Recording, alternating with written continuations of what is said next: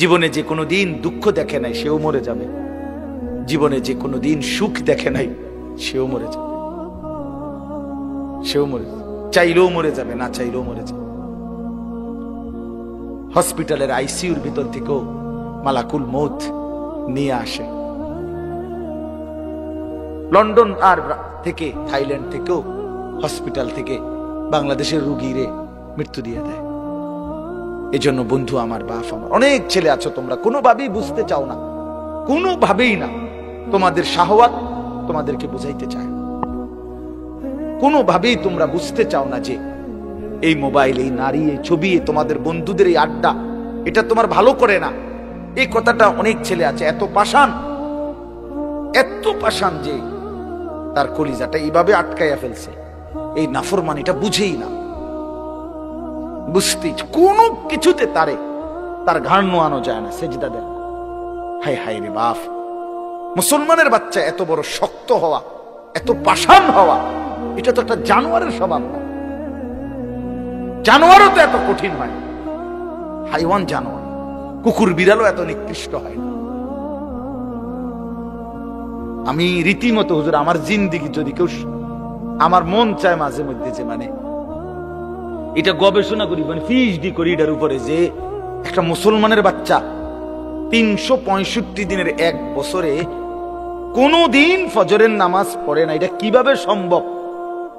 আমার এটা মন চায় যে এটার উপরে একটা কি করি, বিশ্বাস করুন এটা কিভাবে, মানে এই কেমন মানুষের বাচ্চা, এই জানোয়ার, এত বড় জানোয়ার কেমনে হইল? আরে তে এত বড় শক্ত হারামি হইল কেমনে? আমার এটা মাথার ধরে না বিশ্বাস। বহুদিন আমি কতজনের কাছে কথা বলছি যে ভাই আমার এটা বুঝে ধরে না, আমি এটা বুঝি না কথা এটা। আরে কি রে কয়, এটা কি ধরনের মুসলমান, এটা কি জানোয়ার? এই জানোয়ারের বাতরান দেখে এই জানোয়ারের ঘরে ঘুমাইতে দেয় কে? তার মা কই, তার বাপ কই? হায় হায় হায় হায়, মুসলমানের বাচ্চা এত বড় অসভ্য কেমনে হইল, কেমনে হইল? একটা বাপ তো চিল্লাইয়া কান্দার কথা, গইরাইয়া কান্দার কথা যে কিরে বাবা আমার জীবনের আর আছে কি? আমার ছেলে তো একটা দিনও নামাজ পড়ে না, আমার জীবনে তাইলে আর অর্জন কি? কার লেগে খাট বানাইলাম, কার লেগে সোফা বানাইলাম, কার জন্য ঘর করলাম, কার জন্য জিন্দিগিটা ঘাম ঝরাইলাম, এই টাকা পয়সা কার জন্য রোজগার করলাম? এই হাইওয়ানের জন্য?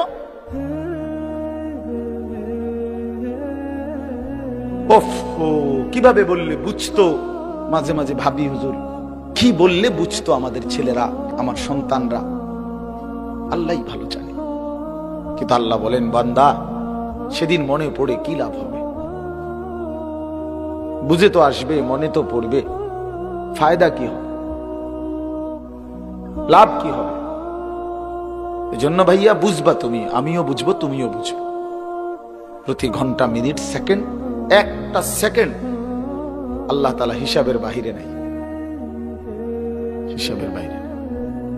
একটা সেকেন্ড, একটা মুহূর্ত, একটা নিঃশ্বাস হাসরের ময়দানে আমলনামার মধ্যে আসবে। আমি আর তুমি, আপনি আর আমি কতটা নিঃশ্বাস ফেলছেন, কতবার নিঃশ্বাস টানছেন, এটা আমলনামার মধ্যে হিসাব আসবে। আহসাহুল্লাহু ওয়া নাসু, আল্লাহ বলে বান্দা আমি তোমার সব গুণে রেখেছি, তুমি ভুলে গেছো, তোমার মনে নাই, আমার হিসাব আছে। আহসাহুল্লাহ, আল্লাহ তাআলা গুণে রেখেছে। শুধু শুধু তামাশা, সারাক্ষণ বান্দরামি করতে হচ্ছে। এটা কি জিন্দিগি? সারাদিন আড্ডা দেয়, সারাদিন একটা আরেকটারে লাথি দেয়, ঘুষা দেয়, টান মারে, পিড়া কয়, বেডির কথা, বেডার কথা, অসভ্য কথা। হায় হায়, কি ধরনের ছেলে মানুষ! মুসলমানের বাচ্চা এত ফালতু কেমনে হয়? হায় হায়, মা কি শিখাইলো, বাপ কি শিখাইলো, জীবনভর কি শিখলো, কিচ্ছু মনে নেই। শুধু নিজেদের সহপাঠী এবং সমবয়সীদের সাথে অসভ্যতা, নোংরা কথা, অশ্লীল কথা, উলঙ্গ ছবি, নাচ গান, মোবাইলের দৃশ্য, খালাস। পেটে ভুক লাগলে ভাত খায়, ফেসাবে ধরলে ফেসাব করে, টয়লেটে ধরলে বাথরুমে যায়, ঘুম আসলে ঘুমায়। একজনে আমারে দেখাইছে কয়দিন আগে, আশ্চর্য কথা শুনে তাহলে অবাক হবে। একজনে মোবাইলে আমার একটা ছবি দেখাইছে, একজন লোকে রাতের 3:30 বাজে 4টা বাজে ওই সময়ে যে নাক ডাকতেছে, মোবাইলটা বড় মোবাইলটা যেমন ধরে রয়েছে শুইয়া ধরা, কখন যে ঘুমাইছে নাক ডাকতেছে, নাক ডাকতেছে এটাও বোঝা যায় আওয়াজ। আরে মোবাইলের ছবিটা কি জীবন এটা, মানে হাতের থেকে এটা পরে নাই, তাও ধরে রয়েছে।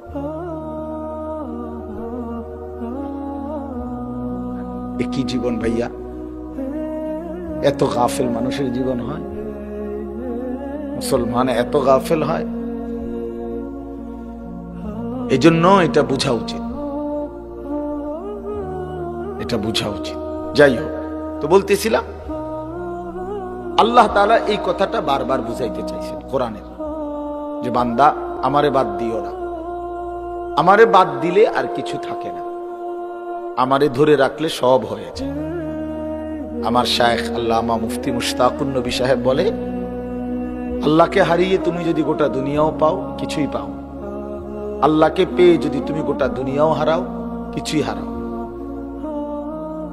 আল্লাহকে পেয়ে সব হারালেও কিছুই হারায় না, আল্লাহকে না পেয়ে সব পেলেও কিছুই পায়, কিছুই পায়।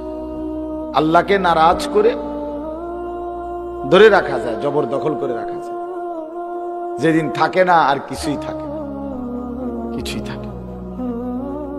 এই জন্য ভাই এই আল্লাহ তাআলা কোরআনে এই কথাটা সোয়ালাক আম্বিয়ার মাধ্যমে আল্লাহ এই কথা বুঝাইতে চাইছেন, শুধুই আল্লাহ, তাওহীদ, লা ইলাহা ইল্লাল্লাহ, আল্লাহ ছাড়া আর কিছু নেই, আল্লাহ ছাড়া আর কোনো ইলাহ। এই জন্য দাওয়াত ও তাবলীগের সাথীরা সবচেয়ে বেশি এই কথার সবক শেখায় যে ভাই মাখলুক থেকে কিছু হয় না, মাখলুক কিছু করে না, আল্লাহ করে, আল্লাহ করে, আল্লাহ করে, আল্লাহ করে, আল্লাহ। এই কথাইটা হাজার হাজার বার দাওয়াত ও তাবলীগের মেহনতে বলা হয়। এটার উদ্দেশ্য হলো এই আল্লাহর বান্দার কলিজার ভিতরে যেন আল্লাহ বসে যায়, আল্লাহ যেন বসে যায়, আল্লাহ যেন দিলের মধ্যে বসে যায়, মাখলুক থেকে যেন নজর সরে যায়। এই হলো একটা বিষয়। এটার বহু উদাহরণ কোরআন শরীফে আছে, এবং এটার বিপরীত যে কুফর এবং শিরিক, সেগুলো আল্লাহ তাআলা বিস্তারিত বলছেন, এগুলোর শাস্তি কি, পরিণতি কি, সেগুলো আল্লাহ তাআলা বলছেন। আরেকটা বিষয় হলো রিসালাত।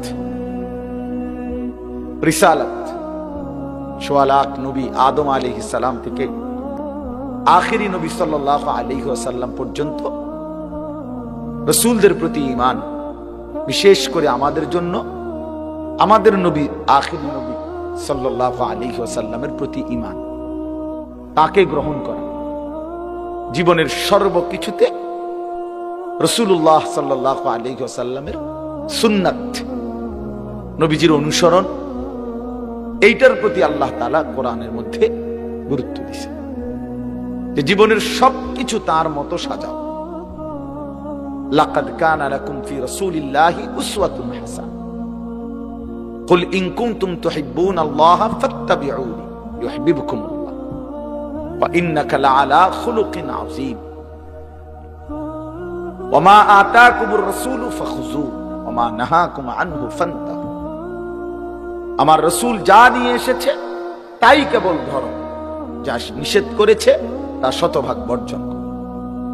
এই জন্য মাথার চুল থেকে পায়ের নখ, ঘরের বারান্দা থেকে ভেতর, জিন্দেগির শুরু থেকে শেষ, উঠান থেকে রাজপথ, সর্ব জায়গায় জীবনের সমস্ত নড়াচড়া, হারাকাত সাকানাত, মানে নড়াচড়া, স্থিরতা, সব কিছু রাসূলুল্লাহ সাল্লাল্লাহু আলাইহি ওয়াসাল্লামের সুন্নাত মোতাবেক গঠন করো।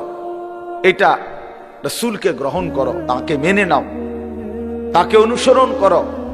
এটা কোরআনুল কারীমের দ্বিতীয় বক্তব্য। এটা আল্লাহ তাআলা বারবার বলতে চাইছেন, নবী সাল্লাল্লাহু আলাইহি ওয়াসাল্লামও বলতে চাইছেন, বারবার বুঝাইছেন, বারবার বুঝাইছেন। এটা আমাদের জীবনে প্রচন্ডভাবে অনুপস্থিত, আমারও আপনাদের। মানে আমাদের সব সময় জোর করে 2-4টা সুন্নাত বুঝাইতে মানাইতে কষ্ট হয়ে যায়। বিদআত, সামাজিক কুপ্রথা, মানুষের দেখাদেখি কাজ, এইটা আমাদের মধ্যে খুব দ্রুত বুঝে আসে। অথচ আমরা মুসলমান, আমাদের কিশোর যুবক তরুণরা বুঝতেই চায় না, এদের জেহানের মধ্যেও নাই যে প্রিয় নবী সাল্লাল্লাহু আলাইহি সাল্লামের অনুসরণ, আদর্শ, সুন্নাতের আলাদা কোনো মূল্য আছে, এটা বুঝতেই চায়। চুল, জামা, শার্ট, প্যান্ট, লেবাস, পোশাক, শরীর, সর্বকিছুতে আল্লাহর নবী সাল্লাল্লাহু আলাইহি ওয়াসাল্লামের সুন্নাত অধিকাংশ যুবকের কাছে, কিশোরের কাছে, নারীর কাছে, পুরুষের কাছে অনুপস্থিত। একটা দস্তরখান খুঁজে পাইতে কষ্ট হয়, কিন্তু টেবিল, ডাইনিং টেবিল সবখানে পাওয়া যায়। একটা মেসওয়াক খুঁজে পেতে কষ্ট হবে, কিন্তু ব্রাশ একবারে ছোট বাচ্চাটারও আছে। 6 বছরের, 3 বছরের বাচ্চাটারও কি আছে? ব্রাশ আছে। ঘরের সদস্য যতজন, ব্রাশ ততটা, কিন্তু সুন্নাত নাই। সুন্নাত নাই। শত শত লাখ লাখ ছেলে, তাদেরকে জিজ্ঞাসা করেন, বাবা প্রত্যেকেই তো কোনো না কোনো মডেলে চুল কাটাইছো, কিন্তু রাসূলুল্লাহ সাল্লাল্লাহু আলাইহি সাল্লামের মতো করে কখন বানাইব? জানবে, জানেও, দুশ্মনের কাছে পরাজিত। আমি তো প্রায় বলি, ছেলেরা তোমরা যাদের চুল ইহুদি, খ্রিস্টান, কাফের, মুশরিক, বেঈমান, তাদের মতো তোমরা পরাজিত, তোমরা হেরে গেছো, দুশ্মনের কাছে হেরে গেছো, কাফেরের কাছে পরাজিত। কারণ কাফেরের সামান্য চুলের কাছে হেরে গেলা, তো তুমি আর করবা কি? একটা প্যান্টের কাছে হেরে গেলা, একটা শার্টের কাছে হাইরা গেলা, তো তোমার এই দিয়ে আর হবে কি? ইসলামের জন্য আর কি হবে তোমার? এই জন্য ভাই, বাবা, আমি আপনি সবাই এটা ভাবা উচিত। আমাদের জিন্দেগি, আল্লাহ তাআলা কোরআনে বলছে, লাকাদ মান্নাল্লাহু আলাল মুমিনিনা ইয বাআসা ফীহিম রাসূলাম মিন আনফুসিহিম। আল্লাহ বলেন, ঈমানদারগণ, মুমিনদের উপরে আমি আল্লাহর সবচেয়ে বড় নিয়ামত, দয়া, অনুগ্রহ, যে আমি তাদের জন্য আমার রাসূলকে দিয়েছি। ভাত, মাছ, চাল, ডাল, স্ত্রী, সন্তান, ঘর, দালান, বিল্ডিং, টাকা পয়সা, এগুলো তো বান্দা আমি সবাইকে দিই। কাফের, বেঈমান, মুশরিক, হিন্দু, বৌদ্ধ, তাদেরকেও দিস। এগুলো তো আহামরি কিচ্ছু না, কিচ্ছু না। ভাত তরকারি তো খাদ্য, পানীয়, ঘুম, আহার, নিদ্রা, এ তো জন্তু জানোয়ারেরও পূরণ, কুকুর বিড়ালেরও পূরণ, কাফের বেঈমানেরও পূরণ হয়। তো তোমরা মুমিন, তোমরা আমার ইমানদার বান্দা, আমি আল্লাহ তোমাদের জন্য জান্নাত বানাইছি। আর সেই জান্নাতে দেওয়ার জন্য, পুরি জান্নাতের পুরাটা বুঝাইয়া দেওয়ার জন্য আমার কলিজার টুকরা রাসূল তোমাদেরকে দিয়ে দিয়েছি। ধরো, আমার বন্ধুকে নাও, বন্ধুর মতো নিজেকে সাজাও, আমি আল্লাহর কাছ থেকে জান্নাত বুঝে নাও। এই ছিল রিসালাত, রাসূলুল্লাহ সাল্লাল্লাহু আলাইহি ওয়াসাল্লামের অনুসরণ। নবী সাল্লাল্লাহু আলাইহি ওয়াসাল্লাম বহুতই গুরুত্ব দিয়েছেন। কত হাদিস বলছেন নবীজি, উম্মত আমাকে অনুসরণ করো, আমাকে অনুসরণ করো, আমাকে অনুসরণ, আমাকে অনুসরণ, এতবার কথাগুলো বললেন। অথচ সেই মানুষগুলো আমরা প্রতিনিয়ত নবীজির সুন্নাতকে প্রত্যাখ্যান করি। এরপরে আমরা কোন লজ্জায় সেই নবীর কাছে সুপারিশের জন্য দাঁড়াবো? আল্লাহর নবী সাল্লাল্লাহু আলাইহি ওয়াসাল্লাম বলবেন, বেশরম, আরে বেহায়া, আমি এতবার বললাম, আমার কথা পাত্তা দিবি না? 30 বছর ধরে যেই মানুষটার মুখে দাড়ি নাই, এই লোকটা কিভাবে নবীজির সামনে দাঁড়াবে? কথা বলেন। 60 বছর বয়সেও যে বুড়া মিয়া বিড়ি খায়, এই দুর্গন্ধওয়ালা বিড়িখোর, সে কিভাবে দাঁড়াবে নবীজির সামনে? কিভাবে দাঁড়াবে? যিনি 1 সেকেন্ডের জন্য দুর্গন্ধ পছন্দ করতেন না, আর আপনি 60 বছরে বিড়ি সিগারেটের এই দুর্গন্ধ ছাড়লেন না। এর চাইতে বেশরম মানুষ আর কি হইতে পারে বলেন? এই লোকটা কিভাবে দাঁড়াবে সুপারিশের জন্য?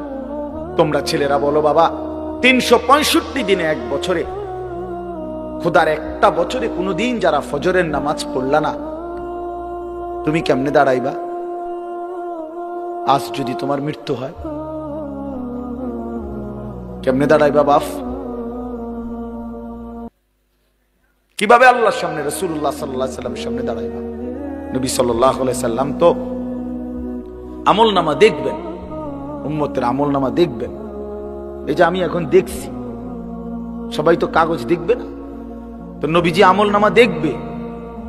নবী যখন দেখবে উম্মত এটা কি আমলনামা,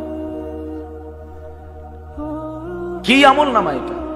ফজরের নামাজ, বছরের পর বছর 5 ওয়াক্ত নামাজ নাই, 30 বছর সুদের ব্যবসা করছো, 30 বছর ওজনে কম দিছো, 30 বছর ধরে 60 বছর ধরে আল্লাহর নাফরমানি করে গেছে উম্মত। ওই নামাজ কই? হালাল উপার্জন কই? স্ত্রীর পর্দা কই? ছেলেটার নামাজ কই? ঘরের মধ্যে প্রতিনিয়ত রঙিন টেলিভিশন, এটা কি আমল নামা নিয়ে আসছে উম্মত? আমার মতো সর্বশ্রেষ্ঠ রাসূলের উম্মত এমন হয়? তুমি আমার এত বড় বেইজ্জতি কেমনে করলা? আমি তো 23টা বছর উম্মত তোমাদের জন্য কেঁদেছিলাম। এশার নামাজের পরে দাঁড়াইছি উম্মত, এক কানতে কানতে চোখের পানি ফেলতে ফেলতে আর তোমাদের জন্য দোয়া করতে করতে ফজরের আজানের সময় হয়েছে। আম্মা জান আয়েশা বলছে নবীজির 2টা পাও ফুলে গেছে, হাত্তা তাওয়াররামাত কাদামা। আমি তো উম্মত তায়েফের পাথরের আঘাতে পিঠটা চালনির মতো ছিদ্র বানায় ফেলছি। কি পরিমাণ রক্ত ঝরাইছি আমি, আমার জুতার সাথে পাও লেগে জুতা খুলতে কষ্ট হয়েছে রক্তের কারণে। ক্ষুধার কষ্টে আমি পেটে 2টা পাথর বাঁধছি। উহুদের দান দান করা শহীদের রক্ত নিয়ে আমি ময়দানে পড়েছিলাম ঘন্টার পর ঘন্টা বেহুশ হয়ে। 3 মাস আমার চুলায়, আমার কোন বিবির চুলায় আগুন জ্বলে নাই। এত রক্ত, এত চোখের পানি, এত ক্ষুধার কষ্ট বিনিময়ে এই আমলনামা দেখবো আশা ছিল উম্মত। আমি যদি আমার সন্তানকে বলি, বাপ সারাটা বছর তোরে এতগুলো টাকা দিয়া পড়াইলাম, বই খাতা কাগজ কলম admit card registration fee form fill আপের টাকা, যখন যা বলছ বাপ, কোনদিন না খাইয়া না দাইয়া তোর জন্য একটা দিন দেরি করি নাই টাকাগুলো দিতে, বিনিময়ে এই রেজাল্ট। এভাবে ফেল করলি বাবা, 3টা বিষয় ফেল করলি, 4টা বিষয় ফেল করলি বাবা, তুই আমার এত বড় বেইজ্জতি কেমনে করলি? তখন কি জবাব দিবে সন্তান? কি জবাব বলেন? প্রিয় বন্ধু আমার, বাপ আমার, রাসূলুল্লাহ সাল্লাল্লাহু আলাইহি ওয়াসাল্লাম জিজ্ঞেস করুন, সুপারিশ মামুর বাড়ি না, সুপারিশ এটা কোনো মামুর বাড়ি না। আপনি জিলাপি খাবেন আর সুপারিশ করে আপনারে বেহেশত দিয়া দিব, আপনি খিচুড়ি খাইবেন আর সুপারিশ করে আপনারে বেহেশত দিয়া দিব, আপনি বইয়া বইয়া বিরিয়ানির ফোটলা খাইবেন আর আপনারে সুপারিশ করে দিয়ে দিব। হ্যাঁ, আখেরাত এত সস্তা হয়ে গেল, পরকাল এত সহজ হয়ে গেল। আল্লাহ আমাদেরকে বুঝার তৌফিক দান করুন। আর এই শেষ কথা হলো 3 নাম্বারটা কোরআনের বক্তব্য, আখেরাত। আল্লাহ তাআলা বলেন, বান্দা এই যে কিছু করতে বলেছি, কিছু নিষেধ করেছি, কোনটারে বলছি এটা গুনাহ, কোনটারে বলছি এটা ইবাদত, বলছি এটা করো এটা ছাড়ো, এই সবটার উদ্দেশ্য বান্দা দুনিয়ার ভাত মাছের জন্য না, আখিরাতের জন্য। তোমারে যে আমি জান্নাত দেব, তোমারে যে আমি জাহান্নাম থেকে বাঁচাবো বান্দা, এই জন্য। ভাত মাছের জন্য নামাজ রোজা হজ যাকাত জিকির তেলাওয়াত সুদ ঘুষ মিথ্যা চুরি ডাকাতি জিনা ব্যভিচার এত কথার দরকার লাগে না। ভাত তরকারি তো আমি জন্তু জানোয়ার কুকুর বিড়াল শুকর বাঘ, ভাল্লুক, সিংহ, হিন্দু, বৌদ্ধ, ইহুদি, খ্রিস্টান, নাস্তিক, মুরতাদ সবাই রে খাওয়াইবেন, সবাই রে খাওয়া। যে আল্লাহকে মানে না, স্বীকার করে না, আল্লাহ তো তারাও খাওয়ায় না। নাস্তিক যে আল্লাহকে মানে না, আমি নিজে দেখছি খুলনায় যখন আমি চিল্লা দিছিলাম, তখন একবার আমি কয়েকটা ছেলেকে দেখছি, ওদের সাথে আমি 1 ঘন্টা কথা বলছি, শিক্ষিত ছেলে। ওরা বলছে, হুজুর সৃষ্টিকর্তা বলতে কিছু আছে, আমরা এটা মোটেই বিশ্বাস করি। সরাসরি আমার সামনে বসে বলছে। তাইলে বাবা, আল্লাহ তাআলা তো তাদেরকেও খাওয়াচ্ছে যে তার মালিককে একটা বার চিনেই না, যে বানানেওয়ালাকে স্বীকারই করে না। আল্লাহ তো ওই জানোয়ারকেও খাওয়াইতেছে। আল্লাহ বলে, যে যেই নাফরমানি করছো বান্দা, আমি আল্লাহকে 1 সেকেন্ডের জন্য গাফিল ভেবো না। আমি রাতও দেখি, দিনও দেখি, আলো দেখি, অন্ধকারও দেখি, দেখি কিনা, একাকীও দেখি, প্রকাশ্যও দেখি, সবার মাঝেও দেখি। 7 আসমান আমার কাছে 7 জমিন বরাবর। 7 আসমানের উপরে ফেরেশতা হাঁটলে আমি যখন দেখি, 7 তবক জমিনের নিচে পিঁপড়া হাঁটলে তখনই দেখি। হ্যাঁ, কুল কায়নাত আমি একসাথে রিজিক দেই। আমি পূর্ব দিগন্তে যখন রিজিক দেই, পশ্চিমও তখনই দেই। আমি যখন হিমালয় পর্বতের চূড়ায় রিজিক দেই প্রাণীকে, আটলান্টিক মহাসাগরের গভীরেও তখনই রিজিক দেই একসাথে। আমি মায়ের পেটে যখন বাচ্চা বানাই, কোটি কোটি জন্তুর পেটে তখনই বাচ্চা বানাই। আমি এক মার পেটের বাচ্চাকে নাক লাগাই, আরেক মায়ের পেটের বাচ্চার কান লাগাই, এক এক সময় এক একটা লাগাই। কারণ কোন মায়ের 3 মাস, কোন মায়ের 6 মাস, ঠিক কিনা? আল্লাহ বলেন, সব আমি একসাথে একই মুহূর্তে একভাবেই করি।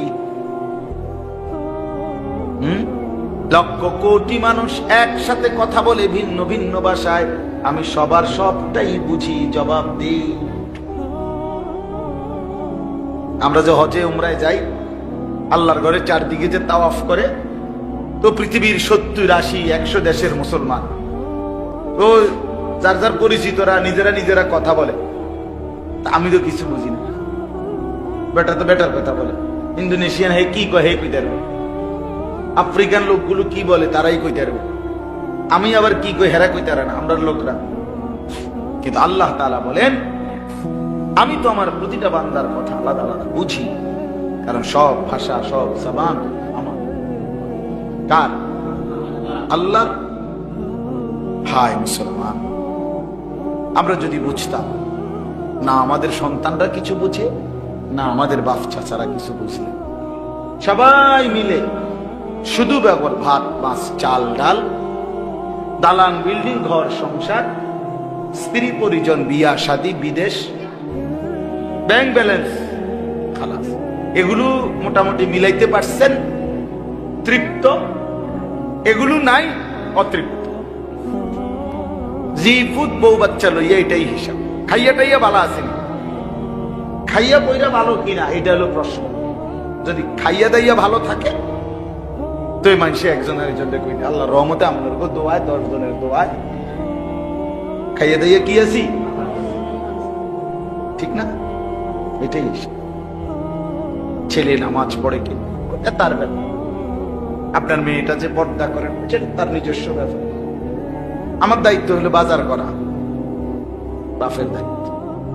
আমার দায়িত্ব হলো পোলা বিদেশ যাইতে কইছে, তারে সুদে কিস্তিতে যেমনে পারি, আমার দায়িত্ব হলো বিদেশ পাঠানো। এবার তার চরিত্র থাকুক বা না থাকুক, সেটা আমার দেখার বিষয়। হ্যাঁ বাবা মুসলমান, কি বুঝা বুঝলেন? কোন শয়তানে এটা বুঝাইলো? কোন ইবলিসে এটা বুঝাইলো?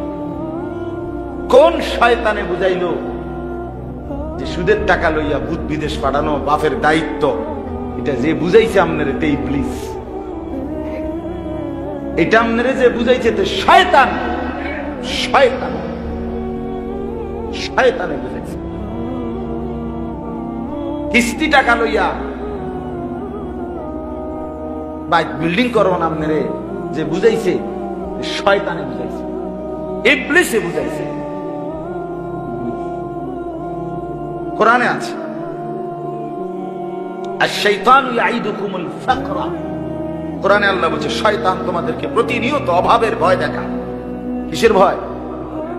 ফকির হয়ে যাবে। ওয়ায়ামুরুকুম বিস-সুই ওয়াল ফাহশা। আর আল্লাহ বলেন শয়তান তোমাদেরকে প্রতিনিয়ত গুনাহ এবং অস্থিরতার আদেশ করে। বয়স্ককে বলে তুমি হারাম রোজগার করো, আর নওজোয়ানকে বলে তুমি চরিত্র নষ্ট করো। বুঝেন নাই? তোর আব্বার টাকা আছে, তুই বেডি চাইতি না তো কেন চাইবে? তোর বাপ বিদেশ, তুই মোবাইল চালাইবি না তো কে চালাবে? তোর আব্বা বিদেশ নইলে থাকে কি লেগা? তোর লাগেই তো। তোরে এমবি পুরাইবা, তুই বেডি দেখবা সারা রাত, উলঙ্গ ছবি দেখবা, আর তোর আব্বার ঘাম ভাইয়া ভাইয়া পড়ে। রক্ত পানি করা টাকা 18 ঘন্টা 16 ঘন্টা 12 ঘন্টা 14 ঘন্টা ডিউটি করে প্রবাসীরা।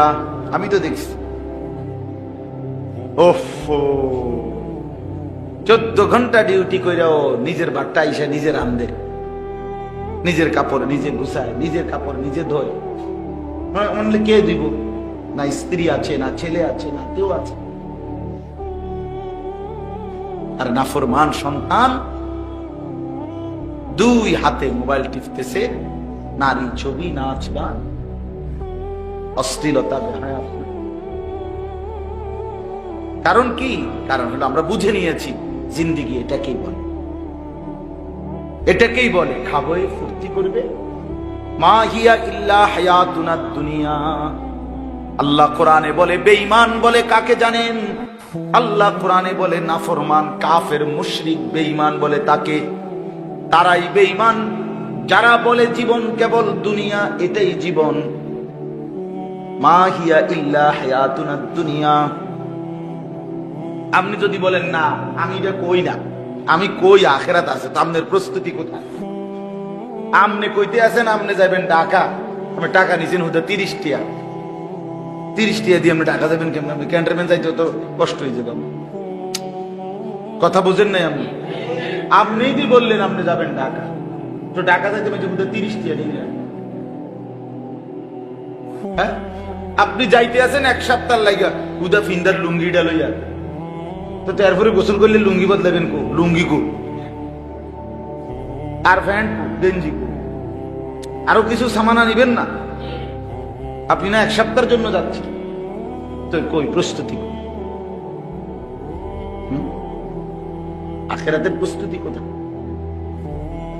তাহলে যদি বলেন স্বীকার করেন, তাইলে প্রস্তুতি কোথায়? আর যদি বলে স্বীকার করেনই না, তো আপনি বেঈমান, আপনি কাফের, আপনি তো বেঈমান। আপনি হিসাব বুঝায় আমাদের হয় না, আমি অস্বীকার করি না। হ্যাঁ, তাহলে স্বীকার করেন, স্বীকার করলে প্রস্তুতি দেখান। বলেন আপনার ঘরের হিসাব তো আপনি বুঝাইলেন যে আল্লাহর রহমতে 2টা খাট, 1 সেট সোফা, 4টা চেয়ার, 1 ডজন কাঁচের প্লেট, 6টা সার কাপ, 2টা আলমারি, 1খান ফ্রিজ, নুনের বাড়ি আছে 4টা। এটি তো মাশাআল্লাহ সুন্দর হিসাব মিলাইলেন। তো এটিতে আপনি বুঝাইতে পারলেন আখিরাত? আল্লাহর রহমতে আমার উপরে এবছর যাকাত ফরজ হয়েছে, আমি যাকাত দিছি। আমার উপরে আমার পরিবারের ছেলে এমকের উপরে কুরবানি ওয়াজিব হয়েছে, দেই। আমি হালাল হারাম বাইসা চলি। আমার ছেলে মেয়ে সবাই কোরআন পড়ে, আমার ছেলে মেয়ে সবাই ফজরের নামাজ পড়ে, আমার বিবি বাচ্চা ফজরের নামাজ পড়ে। তো হিসাবটা বলেন, বলেন। এখানে যে কয়জন ছেলে বসে না, 10-15 জন হইব, এখন চেহারাটা একটু দেখেন চাচা, নামাজ পড়ছিল। এখন বলেন, ও চাচা আপনি বলেন, দাঁড়িয়েওয়ালা চাচা আপনি কোন, আপনি চেহারা দেখুন, দাঁড় করা দেখেন আপনি, আমি দাঁড় করাই। বাস্তবতাটা মানে সমাজের চিত্রটা কোথায়? এরা কখন নামাজ পড়বে? এদের উপরে নামাজ ফরজ হয় নাই? কই? তো এরা মুসলমানের বাচ্চা না? এদের বাবা মুসলমান না? এদের মা মুসলমান না? তো এরা কার সংসার করে? এগো বাপ মা কি সংসার করে? কারে গুছাইলো? এবারটা কিতা করলো? ওটার হিসাব কোথায়? বুঝছিনি আমার কথা? হিসাব বুঝাই দিবেন না আপনি? আপনি যে 60 বছর পরে কবরে চলে যাচ্ছেন, সংসারের হিসাবটা বুঝাই দেন। স্ত্রীর পর্দার কি খবর কোন? মেয়েদের পর্দার কি খবর বলেন? আপনার আমনের সংসার কোন? আপনি অমুকের ফুত্ত অমুক হয়েছে আদোয়ানে বইয়ে বইয়ে গপ মারে, হ্যাঁ, মানুষের বদনাম, এতে বালা না, এতে বালা না, তাই নিয়ে একেবারে বালার লেগে আদন যায়। বুঝেন নাই? কার বদনাম করেন আপনি? আপনার পরিবার বলেন আপনি। আজকে যে 20 বছর ধরে আপনার ঘরে প্রত্যেক দিন রঙিন টেলিভিশন চলে, প্রতিদিন আমনের ঘরে বেড়া বেড়ি নাচে, উলঙ্গ ছবি, নর্তকীর নাচ গান, আমনের বউ বাচ্চা দেখে, কি খবরটা কি? এইভাবে মরতে মরতে কবরে গেলে এরপরে আপনারা কেউ কিছু জিজ্ঞাসা করবে না? বলেন না চাচা? হায় মুসলমান, স্ত্রী ছেলে মেয়েকে কিসের উপরে রেখে গেলেন? কি কিসের উপরে? সরাসরি নবীর হাদিস, রাসূলুল্লাহ সাল্লাল্লাহু আলাইহি ওয়াসাল্লাম। এই চাচা আপনাদেরকে বলে গেলাম, নবীজি সাল্লাল্লাহু আলাইহি ওয়াসাল্লাম বলছেন, যেই পুরুষ তার স্ত্রী সন্তানের জন্য অশ্লীলতা বেহায়াপনাকে স্বীকৃতি দেয়, ব্যবস্থা করে, মেনে নিচ্ছে, খোদার কসম নবী বলছে তারে বলে দাইয়ুস, দাইয়ুস, দাইয়ুস। আর নবী বলছে দাইয়ুসের জন্য জান্নাত হারাম, হারাম, হারাম বেটা, হারাম বেটা জান্নাত। রঙিন টেলিভিশন করে থুইয়া আমনে কবরে গিয়া বেহেশতে কেমনে যান আমরা দেখুন। আমনেরে যে কি ফিডা ফিটবো টাঙ্গাইয়া, টাঙ্গাইয়া ফিটবো ফেরেশতা, একদম টাঙ্গাই। না ফিটলে আমারে কইেন, না ফিটলে আমারে বলিয়েন। আখিরাত কি তামাশা? আখিরাত কি ইমাম সাহেবের লগে হিসাব, যে ইমাম সাহেবের এটা দুইটা ধমক দিয়ে আরে রাখছে হুজুর, কত কথা কম কিতা, মানে এটা তো ইমাম সাহেবের না উড়াইয়া দিছেন তা ফেরেশতা। আখিরাত, কবর, হাসরের মাঠ, আমরা ওই ইমাম সাহেব নাকি? অনেক মানুষ এটা মনে করে, বেটা হুজুরের দুইটা কথা কয়ে উড়াই দিল আর কি। তো হুজুরের লগে না আপনি পারলেন, কিন্তু হাসরের ময়দানে তো তাহলে হিসাব কি হুজুরে নিবে? হিসাব কি হুজুরে? তো আর হুজুরে মনে করেন আপনার লগে ফাইললো না আর কি, আপনারে বুঝাইয়া পারলো না, আপনি ধমক দিয়ে উড়াই দিলেন আর কি। তো অসুবিধা কি? এখানে তো বিচার আচারটা ইমাম সাহেবের লগে না, হিসাবটা তো কার সাথে? তার সাথে। কিভাবে জমা? ফাওয়ারাব্বিকা লানাসআলান্নাহুম আজমাইন। এজন্য রব্বুল আলামিন বলে, বান্দা কসম করে বলছি আমি কিন্তু হিসাব নেব। আম্মা কানু ইয়ামালুন, যা যা করেছো সব কিছুর আমি ছাড়ব না, আমি এক বিন্দু ছেড়ে দেব না। ওয়াকিফুহুম ইন্নাহুম মাসউলুন। আল্লাহ হাসরের ময়দানে বলবে, হে ফেরেশতা, আমার প্রতিটা বান্দাকে দাঁড় করাও, একজন একজন করে জিজ্ঞেস করা হবে। আল্লাহ বলবেন, প্রত্যেকের হাতে তার আমলনামা দাও। যার আমলনামা বাম হাতে দেয়া হবে সে চিৎকার করবে, ইয়া লাইতানি লাম উতা কিতাবিয়া।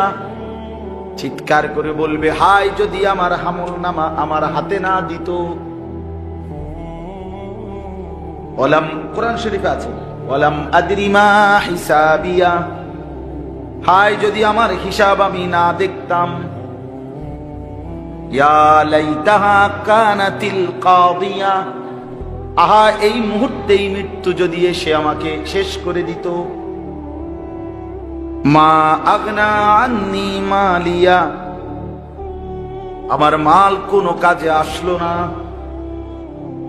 হালাকা আন্নি সুলতানিয়া। আমার ক্ষমতা কর্তৃত্ব সব শেষ হয়ে গেল।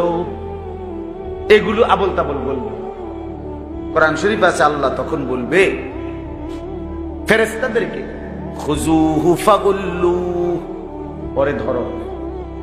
কসম খোদার, আল্লাহ বলবেন এই ফেরেশতা এই নাফরমানদের ধর ধরে আর ফাগুল্লুহু তারে শক্ত করে বেঁধে ফেল। ফেরেশতারা বেঁধে ফেলবে। এবার বলবে আল্লাহ এখন কি করব? আল্লাহ বলবেন সুম্মাল জাহিমা সাল্লু, বান দিয়া একটা লাথি দিয়া জাহান্নামে ফেলে। মার লাথি, ত্রাম করে লাথি দিবি, এক লাথিতে যেন জাহান্নাম টাইসে দিবি লাথি। সুম্মাল জাহিমা সাল্লু, আল্লাহ বলবে জাহান্নামে ছুঁড়ে ফেল, হাঁটাইয়া না। কি হাঁটাইয়া না, ছুঁড়ে মারবে, ছুঁড়ে। সুম্মা ফি সিলসিলাতিন যারউহা ৭০ যিরাআন ফাসলুকুহু, জাহান্নামে যখন ফেলবে তখন জাহান্নামের ফেরেশতা পুনরায় ৭০টি শেকল দিয়ে আবার বাঁধবে। ৭০ হাত লম্বা শিকল দিয়ে ৭০ হাত শিকল বেঁধে দিবে। এত লম্বা শিকল কেন? ফাসলুকুহু, এবার জাহান্নামে কুকুরের মতো শিকল বেঁধে পুরা জাহান্নামের মধ্যে ঘুরানো হবে। আল্লাহ আমাকে মাফ করে দেন, খামখেয়ালি করেন না বাপ। ছেলেরা তোমরাও, সবাইকে বলি, আমাকেও আপনার জীবনভর শুধু বিড়ি সিগারেট। কি খবর চাচা, মরবেন কোন দিন? প্রতিদিন চা দোকানে আড্ডা দেন, টেলিভিশন না দেখলে, নাচ গান না দেখলে চা দোকানে বৈশা রাত কাটে না, দিন কাটে না, অন্ধকার কবরে কেমনে কাটে? কথায় কথায় গালি দেন, মিথ্যা বলেন। ছেলেরা তোমরা নামাজ পড়ো না। এই কয়দিনে যুবক ছেলে কেউ মারা যায় নাই? আরে এই গন্ডগোল হইল যে এই কয়দিনে হিসাব ছাড়া। এবং এবং নওজোয়ানি, ঠিক কিনা বলেন? তাহলে নওজোয়ানের মৃত্যু হয় কিনা? তোমার যদি এই বয়সে মৃত্যু হয় তো কি হিসাব হবে? নামাজ কোথা, সেজদা কোথা? যখন তোমারে জিজ্ঞেস করবে তখন তো তোমার আব্বার কথা বললে হবে না। তোমার আব্বা তো হয় পৃথিবীতে, তোমার আগে কবরে। তুমি মিলাইবা কেমনে? হয়তো বাপ মরে নাই, অনুভূত মরে গেছে, ঠিক কিনা? তাহলে তো বাপ হইলো দুনিয়াতে, তুমি আছো কবরে। অথবা তোমার বাপ মারা গেছে আরো 10 বছর আগে, তো তুমি তোমার বাপের খুঁজে পেবে যে আমার আব্বারে জিগান। অতএব আমরা একাই। আমার এই কথাটাই শুনেন, শুধু এই কথাটা মনে রাখতে হবে। মূল, আমি যে আয়াতটা পড়ি এখন তর্জমা বলবো, মূল প্রথম বক্তব্য হলো আমি, আপনি, জওয়ান, বুড়া, পর্দার আড়ালের মহিলা, প্রত্যেককেই মনে রাখা উচিত, বিবেকবান হইলে, যে আমি আসলে একা। আমি যেদিন অ্যাক্সিডেন্ট হই, মনে করেন আমার বন্ধুরা অ্যাক্সিডেন্ট হবে। আমার যেদিন পেটে প্রচন্ড ব্যথা করে, আমার বন্ধুদের পেটে ব্যথা করে না। আমার গায়ে জ্বর উঠলে আমার বন্ধুদের গায়ে জ্বর ওঠে না। আমি একাই। আমি মরে গেলে আমার সাথে আমার বন্ধুরা কেউ মরবে না। আমি একাই। কি বলেন চাচা? আমরা একাই। প্রতিটা সুখে দুঃখে আমরা একাই আসলে। অতএব এটা বাস্তবতা, আপনাকে মনে রাখতে হবে।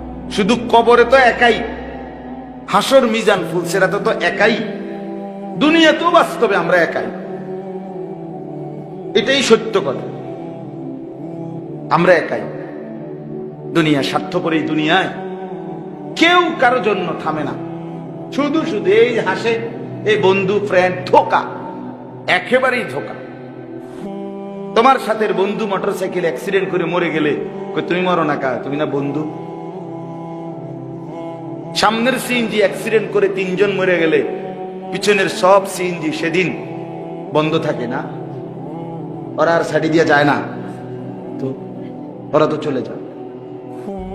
অথচ সামনে সে শুনছে 3টা লোক মরে গেছে। আরে রাখ বেটা, মরে গেছে বেটা, রাস্তা ক্লিয়ার কর, আমার হাতে সময় নেই।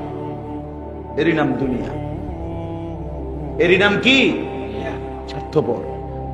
1 মিনিট তোমার জন্য থামবে না যুবক। কারো জন্য বাপ আপনার বানানো সোফা আপনার সন্তান রাখবে না। পরবর্তী 20 বছর পরে কবরের থেকে উঠে আইলে আপনি দেখবেন আপনার ঘরের কিচ্ছু আপনার বানানো এটি নাই। যদি জিজ্ঞান জি ফুত নাতি নাতি রেখে আমি যে এগুলো করে দিয়ে গেছিলাম ইডি কব দাদা এটি চলে না, ইডি কি আপনি যদি ইস্যুমিটি আপনার আমলের জিনিস এটা ননার নাই, ইডি চলে। তাহলে আপনার রেখে যাওয়া কষ্টের আপনি যেটাকে খুব গুরুত্বপূর্ণ মনে করছেন, আপনি নামাজকে খুব গুরুত্বপূর্ণ মনে করেন নাই। আপনি ছেলের পর নামাজ, মেয়ের পর্দা, বাচ্চাটার কোরআন, এটাকে আপনি গুরুত্ব মনে করেন। আপনি মনে করছেন সোফার হিসাব, খাট পালক, এইগুলাই আপনি আইসা দেখবেন নাই, আসলেই নাই। হ্যাঁ, কিন্তু বাচ্চাটাকে কোরআন পড়ায় যাইতো, সেজদাওয়ালা নামাজি বানায় যাইতো। সন্তান যতদিন আল্লাহর বন্দেগী করত, খোদার কসম নীরবে নিশ্চিন্তে বাবা কবরে সওয়াব পাইতে থাকত। কোন সন্দেহ। আমরা 5 ভাই, আলহামদুলিল্লাহ আমার আব্বা আমরা 5 জনকে আলেম বানাইছি, আমরা 5 ভাই আলেম। এখন আমার আব্বার কেমন লাভটা হয়েছে, আমার আব্বা 2015 সালে কবরে মারা গেছেন, ইন্তেকাল করছে। এখন আমার আব্বা কবরে, আমরা 5 ভাই জুমার নামাজ পড়াই। তো আমরা কিছু না কিছু নসিহত, ওয়াজ, কথাবার্তা, দ্বীনি, কোরআন শরীফ পড়া যাই যখন বলি, আমার বাবার কবরে সব যায় না। তো বাবাও লাভ, আমারও লাভ, আমারও তো নেকি হয়, বাবারও কি হয়, তাহলে একসাথে বাবারও লাভ। এই জন্য আপনারা এবার চলেন, আপনাদের জওয়ান বুড়ো সবাইকে বললাম আরেকবার এই জন্য দুনিয়া তো সবাই ভোগ করে। কুলু ওয়া তামাত্তাউ কালিলান ইন্নাকুম মুজরিমুন।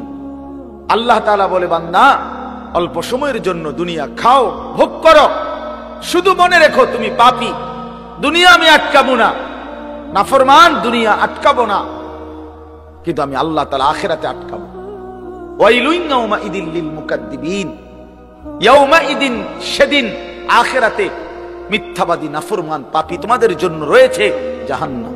এখন খাও, এখন খাও, কোনো অসুবিধা নেই। ওয়াদারনি ওয়াল মুকাদ্দিবিনা উলিন নি'মাতি ওয়া মাহিলহুম কালিলা। আল্লাহ বলছে এখন ছেড়ে দিলাম, দুনিয়া আটকাবো না আমি, তবে মনে রেখো ইন্না লাদাইনা আনকালাম ওয়া জাহিমা। আখিরাতে আমি নাফরমান তোমাদের জন্য রেখেছি আগুনের শিকল এবং জাহান্নামের আগুন। ইন্না আ'তাদনা লিল কাফিরিনা সালাসিলা ওয়া আগলালা ওয়া সাইরা। আল্লাহ বলে সমস্ত নাফরমান বেঈমানের জন্য আমি আখিরাতে রেখেছি 3 জিনিস, আগুনের শিকল, বেরি এবং জাহান্নামের আগুন। 70 হাত লম্বা, 70 জিরাআন আগুনের শিকল। আর বেরি, বেরি কিতা তাফসীরের মধ্যে আছে, সূরা ইয়াসিনের মধ্যে আছে। হাসরের ময়দানে ফেরেশতারা নাফরমান পাপীকে, ছেলেরা বাবারা দেখো এইভাবে 2 হাত পিছন দিয়া বাইদা, এরপরে এই থুতনির নিচে এই হাতের এই অংশ এইভাবে ধাক্কা দিয়া হাসরের ময়দানে ফেরেশতারা নাফরমানকে বাইধা দিবে এইভাবে। তখন আর বেঈমান একটা সেকেন্ডের জন্য চোখটাও নিচের দিকে নামাইতে পারবে, চোখটাও নামাইতে পারবে না। আল্লাহ তাআলা বলেন এর নাম হচ্ছে আগলাল, বেরি, যেটা গলার সাথে বাইন্ধা দিবে হাত। হুজুর আমি ওই দিন তাফসীরে পড়ছি, আবু দারদা রাদিয়াল্লাহু তাআলা আনহু একজন সাহাবী, এই আয়াতের তাফসীরে আছে, উনি বড় আশ্চর্য সুন্দর কথা বলছেন। এই সাহাবী বিখ্যাত সাহাবী হযরত আবু দারদা, উনি বলে হে দুনিয়াবাসী ঈমানদাররা, আজকে 2 হাত তুলো, দুনিয়ার হায়াতে 2 হাত তুলো নামাজের জন্য। আজকে যদি 2 হাত এভাবে তুলো তাইলে লাভ হবে, নামাজ আদায় হবে, আখিরাতে জান্নাত মিলবে। নয়তো নাফরমান মনে রাখো হাসরের ময়দানে ফেরেশতা তোমার 2 হাত তুলবে, কিন্তু বেঈমান সেদিন 2 হাত পিছনের দিকে বাইন্ধা দিবে। হাত দুইটা তুলতে হবে না ফরমান, আজ তুললি না, আজ তুললে নামাজ হতো, সেজদা হতো, নামাজের নিয়ত বাঁধা হইতো, কিন্তু সেদিন ফেরেশতা উঠাবে, ওইটা বিছন দিয়া বাইন্ধা দিবে, আর কোনদিন চোখ নামাইতে পারবে। এজন্য প্রিয় ভাই আমার, ছেলেরা আমার, বাবারা আমার, আমাদের এই সমস্ত বয়ান, আমি দেরি করছি না, এই সমস্ত বয়ান, এই যে এত ওয়াজ, এত মাহফিল, এত ওয়াজ, এত মাহফিল, ওলামায়ে কেরামের এত চিল্লা চিল্লি, মসজিদে জুমার বয়ান, মাহফিলের বয়ান, দাওয়াত ও তাবলীগের বয়ান, আরে ভাইয়া সবটার ফিকির আখিরা, আখিরা, দুনিয়ার জন্য না। দুনিয়া এমনিই চলে, যারে আল্লাহ হায়াত দিবেন তারে আল্লাহ দুনিয়া খাওয়াবে, এটা আল্লাহর ফয়সালা। যিনি হায়াত দিবেন রিজিক তিনিই দিবেন, এটা আল্লাহর ফয়সালা, মানলেও না মানলেও দুনিয়া আল্লাহর কাছে কিছুই না। একটা কান কাটা মরা ছাগলের সমান নবীজি বলছে আল্লাহর কাছে দুনিয়ার মূল্য নেই। একটা মাছির ডানা পরিমাণ মূল্য আল্লাহর কাছে দুনিয়া নাই। এই জন্য আল্লাহ তাআলা এটারে কিছুই মনে করে না, কিছুই মনে করে না। আল্লাহ তাআলা বলছে, যা বেঈমান, 70 বছরও কোনোদিন যদি আমারে না ডাকস, অসুবিধা নেই, খা। আমি 72 বছর বয়স্ক লোক দেখছি, আমি তারে হিন্দু কালেমার দাওয়াত দিছিলাম 2-2.5 ঘন্টা। এবছর চিল্লায় যখন ছিলাম, বেচারা কয় না আমি কালেমা পড়বো না, এটা পড়বো। ওনার 2 ছেলে মুসলমান, ছেলের বউ মুসলমান, নাতি নাতনি সব মুসলমান, কিন্তু এই বেচারা এখনো হিন্দু, 72 বছর বয়স। বেটা নিজে বলছে, তো 72 বছর বয়সে কোনোদিন সে তার মালিকের নাম নেয় নাই, কিন্তু মালিক তারে এক বেলাও উপাস রাখে নাই। মালিক তারে ঠিক মতোই সূর্যের আলো, চাঁদের আলো, আলো বাতাস দিচ্ছে। কি পরিমাণ রহম, কি পরিমাণ মালিক, সুবহানাল্লাহ। 72 বছরের নাফরমানের প্রতিও এখনো আল্লাহ তাআলা তার দয়া অব্যাহত রাখছে। এজন্য কোরআনে আছে, ইয়া আইয়ুহাল ইনসান মা গাররাকা বিরাব্বিকাল কারীম, হে আমার বান্দা, হে মানুষ, আমার মতো দয়ালু মেহেরবান মালিক থেকে কে তোমারে ভুলাইয়া দিল। হাই যুবক, 1 বছর নামাজ পড়ো নাই, তবুও তোমার মালিক তোমারে ঠিক মতো ঘুম পাড়ায় দিচ্ছে, আবার ঘুম থেকে জাগায়ও দিচ্ছে। আমি প্রায় বলি, বাপ, প্রতিটা মানুষ যখন ঘুমে যায়, ঘুমাইতে যায়, মানুষের এক মুহূর্তে ঘুম আসে না, কারো 2 মিনিট, 5 মিনিট, 10 মিনিট, 20 মিনিট চোখ বন্ধ রাখেও অপেক্ষা করতে হয়। হঠাৎ করে এক মুহূর্তে তার অজান্তে কখন যেন ঘুম চলে আসে, সে নিজেও জানে না ঠিক কত সেকেন্ডে, না এটা আল্লাহই এক সময় তার চোখে ঘুম পাড়ায় দেয়। তাহলে চোখ বন্ধ করার 10 মিনিট পরে, 20 মিনিট পরে ঘুম আসে। এখন আমার প্রশ্ন হলো, যেই নাফরমান ফজরের নামাজ পড়ে না, এ যখন 8টা বাজে, 9টা বাজে, 7টা বাজে উঠতে যায়, ঘুম থেকে জাগতে চেষ্টা করে, এই বেঈমান রে যদি আল্লাহ তাআলা 10টা মিনিট, সে চোখ খুলতে চাইতেছে কিন্তু চোখটা খুলতেছে না, আল্লাহ খোলাইতেছে না, কথাটা বুঝেন নাই? তখন বেঈমানের অবস্থাটা কেমন হবে?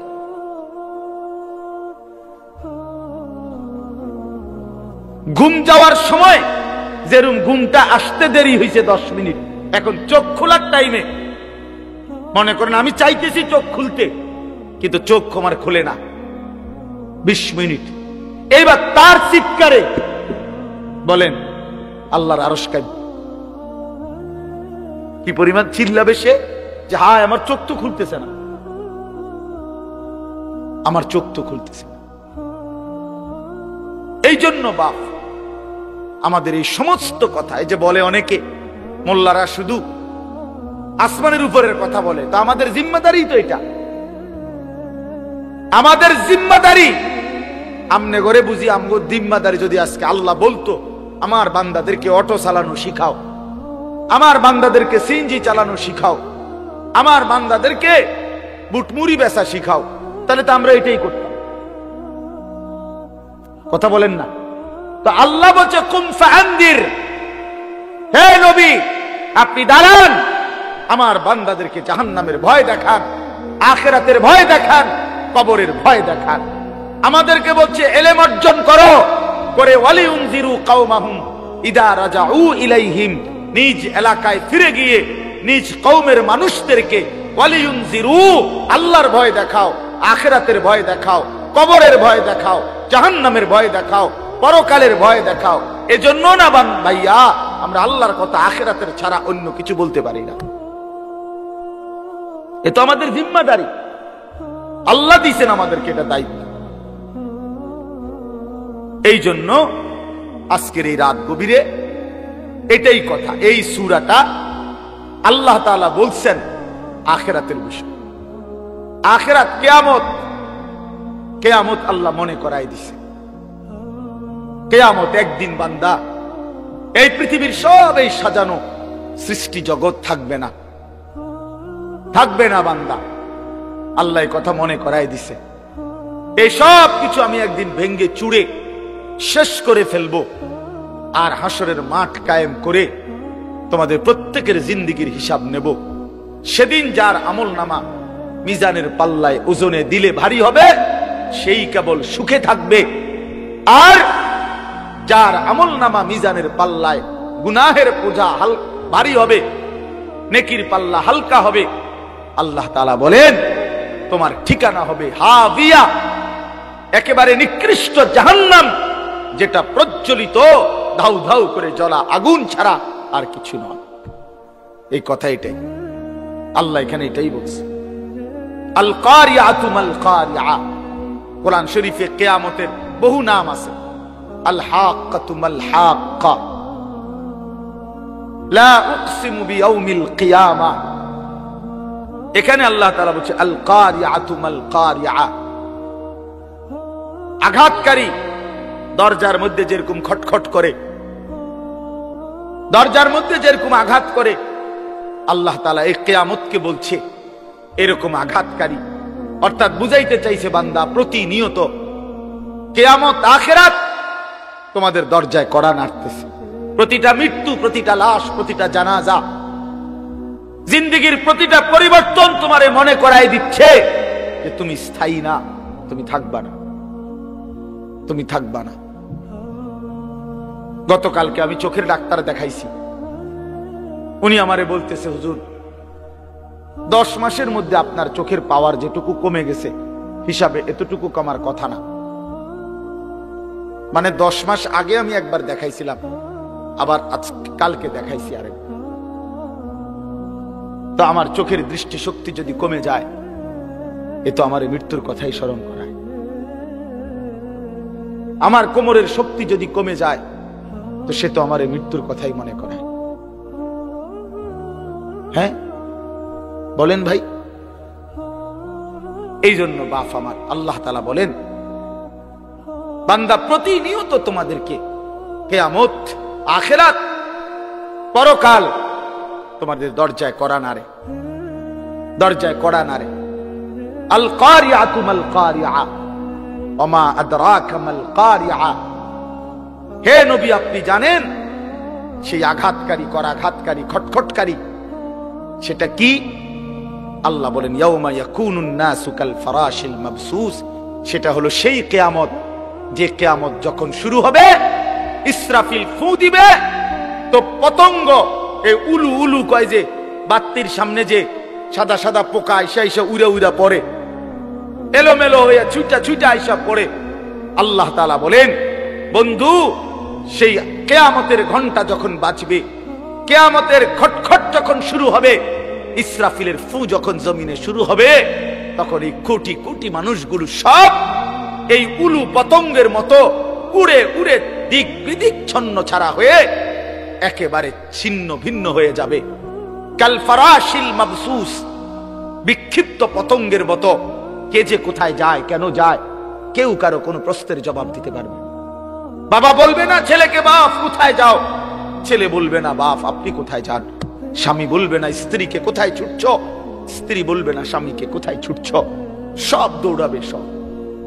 ওয়াতারান নাসা সুকারা ওমা হুম বিসুকারা ওয়ালাকিন আযাবাল্লাহি শাদীদ। আল্লাহ বলেন ইসরাফিল যখন ফু দিবে, এই জমিন তখন ভূমিকম্প শুরু হবে, কিয়ামত শুরু হয়ে যাবে, চারদিক ভাঙতে শুরু করবে। আর তখন মানুষগুলো মাতালের মতো দৌড়াবে। সুকারা মানে মাতাল। আমার হযরত একবার বলছিলেন, আল্লামা মুফতি মুশতাকুন নবী কাসেমি হুজুর একবার এই কথাটা বুঝাইতে গিয়া বলছিলেন যে মনে করেন এই মাহফিলটা এখন এখান থেকে নিয়ে এখানে 4টা লাইট, এখানে আরো মনে করেন 10-15টা লাইট, মনে করেন এখানে 30টা লাইট, কথার কথা। আমরা সবাই বসে আছি, মনোযোগ দিয়ে ওয়াজ শুনতেছি। হঠাৎ করে লক্ষ্য করলেন একটা একটা করে লাইট ঠাস ঠাস করে ভাঙতেছে, পর্দাগুলো ছিঁড়ে যাচ্ছে, প্যান্ডেলটা ডাইবা যাইতেছে, এই খুঁটিগুলো ভেঙে পড়ছে। তো এক একটা মানুষ কি পরিমাণ দৌড়ানি শুরু করব বলো ভাই? এটুকু জায়গার ভয়ে আর আতঙ্কে তখনই তো অস্থির হয়ে যাবে। এইবার কল্পনা করেন মানুষগুলো যখন দেখবে আসমান ইজা সামাউন ফাতারাত, আসমান পুরা ভাঙ্গা ভাঙ্গা পড়তেছে, ওয়া ইদাল কাওয়াকিবুন তাসারাত, তারকারাজি খসে খসে পড়ছে। তখন কি হবে? সাগর নদীর পানিগুলো টকবক করে উথরাইতেছে আর জলীয় বাষ্পের মতো উড়ে যাচ্ছে। আল্লাহ বলেন ওয়াতাকুনুল জিবালু কালইহনিল মানফুশ, পাহাড়গুলো তুলা ধুনাইয়া সারলে, তুলা ধুনাই বুঝেন মানে লেপ্তশকের জন্য তুলা আগে ধুনাইতে হয়, হয় মেশিন দিয়া নয়তো হাত দিয়া বাইরেইয়া, এগুলারে ভালো করে করে কি করতে হয়, একবার আলাদা আলাদা করতে হয়।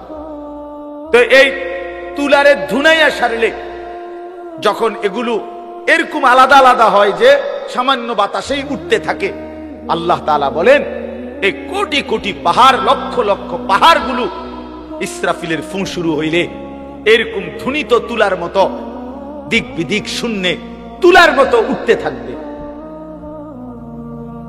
আল্লাহ বলেন তখন কি হবে বান্দা? মানুষের হালাত কি হবে? কাল ফরাশিল মাবসুস, মানুষ বিক্ষিপ্ত পতঙ্গের মতো। এখানে যদি একটা বোম পড়ে কি পরিমাণ দৌড়বে, কি পরিমাণ ছুটবে মানুষ, কে কার গায়ে পড়ে, কে কারে পিছা ফেলে, কারোই তো খবর থাকবে না। এই আল্লাহ তাআলা এই কথাটাই বলছেন যে বান্দা এইভাবেই একদিন কিয়ামত হবে, একদিন পৃথিবীর এই সব কিছু শেষ হবে।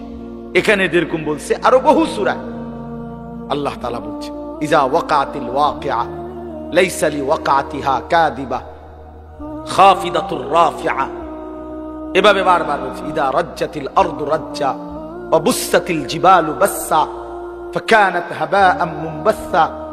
এইভাবে আল্লাহ তাআলা বলছে লা উকসিমু বিয়াউমিল কিয়ামা ফাইযা বারিকাল বাসার ওয়া খাসাফাল কামার ওয়া জুমিআশ শামসু ওয়াল কামার, সূর্য চন্দ্র আলোহীন হয়ে যাবে, সব একাকার হয়ে যাবে।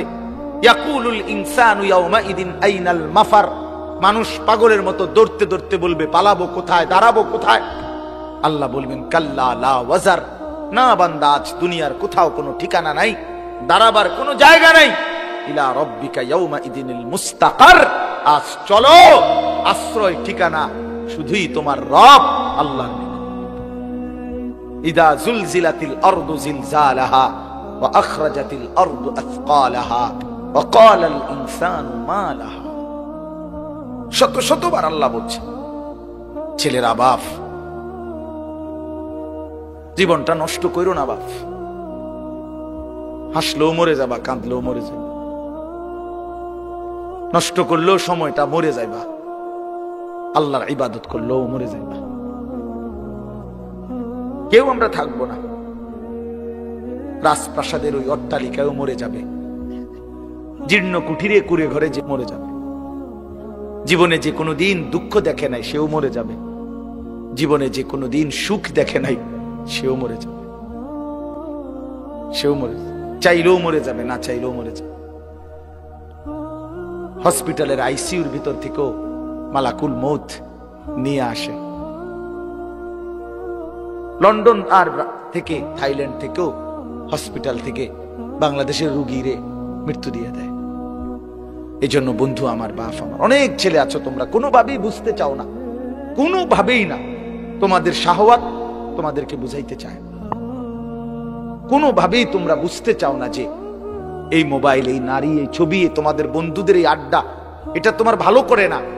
এই কথাটা অনেক ছেলে আছে এত পাষাণ, এত পাষাণ যে তার কলিজাটা এইভাবে আটকাইয়া ফেলছে, এই নাফরমানিটা বুঝেই না, বুঝতে কোনো কিছুতে তার ঘাড় নোয়ানো যায় না, সেজদা দেয়। হায় হায় রে বাপ, মুসলমানের বাচ্চা এত বড় শক্ত হওয়া, এত পাষাণ হওয়া, এটা তো একটা জানোয়ারের স্বভাব না। জানোয়ারও তো এত কঠিন হয় না, হাইওয়ান জানোয়ার, কুকুর বিড়ালও এত নিকৃষ্ট হয় না। আমি রীতিমতো হুজুর আমার জিন্দিগি যদি কেউ, আমার মন চায় মাঝে মধ্যে যে মানে এটা গবেষণা করি, মানে পিএইচডি করি এটার উপরে, যে একটা মুসলমানের বাচ্চা 365 দিনের এক বছরে কোনদিন ফজরের নামাজ পড়ে না, এটা কিভাবে সম্ভব? আমার এটা মন চায় যে এটার উপরে একটা কি করি, বিশ্বাস করো মানে এটা কিভাবে, মানে কেমন মানুষের বাচ্চা এই জানোয়ার, এত বড় জানোয়ার কেমনে হইল? আরে তে এত বড় শক্ত হারামি হইল কেমনে? আমার এটা মাথার ধরে না বিশ্বাস। বহুদিন আমি কতজনের কাছে কথা বলছি যে ভাই আমার এটা বুঝে ধরে না, আমি এটা বুঝি না কথা এটা। আরে কিরে কয়, এটা কি ধরনের মুসলমান, এটা কি জানোয়ার? এই জানোয়ারের বাতরাম দেখে এই জানোয়ারের ঘরে ঘুমাইতে দেয় কে? তার মা কই, তার বাপ কই? হায় হায় হায় হায় হায়, মুসলমানের বাচ্চা এত বড় অসভ্য কেমনে হইল, কেমনে হইল? একটা বাপ তো চিল্লাইয়া কান্দার কথা, গৈরাইয়া কান্দার কথা যে কিরে বাবা আমার জীবনের আর আছে কি? আমার ছেলে তো একটা দিনও নামাজ পড়ে না, আমার জীবনে তাইলে আর অর্জন কি? কার লেগে খাট বানাইলাম, কার লেগে সোফা বানাইলাম, কার জন্য ঘর করলাম, কার জন্য জিন্দিগিটা ঘাম ঝরাইলাম, এই টাকা পয়সা কার জন্য রোজগার করলাম? এই হাইওয়ানের জন্য? ওফ, কিভাবে বললে বুঝতো? মাঝে মাঝে ভাবি হুজুর কি বললে বুঝতো আমাদের ছেলেরা, আমার সন্তানরা? আল্লাহই ভালো জানে। চলো ভাইয়া, আমরা আমাদের চিল্লানি চিল্লাইতেছি, আমাদের আহাজারি করতেছি, যদি কেউ ফিরে আসে, যদি কেউ বুঝে আসে। বাকি আমি আবারও বললাম, ছেলেরা অনেক রাত হয়েছে, আমার অনুরোধ বাবা, একটা ছেলে হইলেও বুঝছো এটা আসলে জীবন না বাবা। যে জীবনে সেজদা নাই ওই মানুষের বাচ্চা না, ওই শয়তান। সোজা কথা, যে সেজদা দেয় না সে শয়তান। এক কথায় সাফ একেবারে লিখে দিলাম, সিল আছে, সিল মেরে দেবে, আমার ব্যক্তিগত সিল আছে। ওই শয়তান হুজুর আছেন এখানে। কোরআনুল কারীমে আল্লাহ বলছে, যেদিন থেকে ইবলিস সেজদা দেয় নাই এর আগ পর্যন্ত তারে কেউ কোনোদিন ইবলিস বলেন, শয়তান বলে নাই। আগে তো সে হুজুর মুআল্লিমুল মালায়েকা ছিল। যেদিন সেজদা দেয় নাই সেদিন থেকে আল্লাহ বলছে, আজকের থেকে তুই শয়তান, আজকের থেকে তুই রাজিম, ফখরুজ ফাইন্নাকা রাজিম, তুই অভিশপ্ত, যা।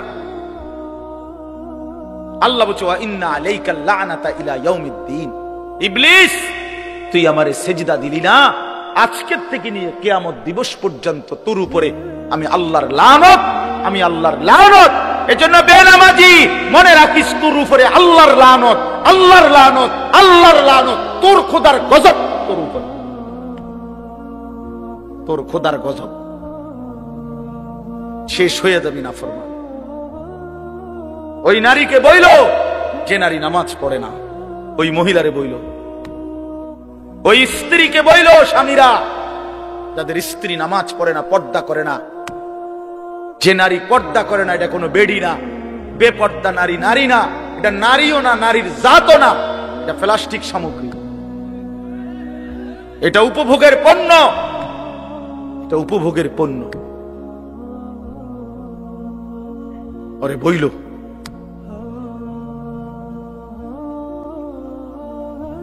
কোন যুক্তিতেই ইমানদার নাফরমান সন্তান, স্ত্রী, পুত্র, পরিজন বছরের পর বছর আমার আল্লাহর নাফরমানি করে যাবে, আর আমি এই ডাকাইতের লেগা বাড়ি করমু, ঘর করমু, দোয়ান করমু, বিদেশের টিহা জমামু। বেড়ায় মুসলমান এত বেকুব হইবার কথা না, ওই বাপও বেকুব।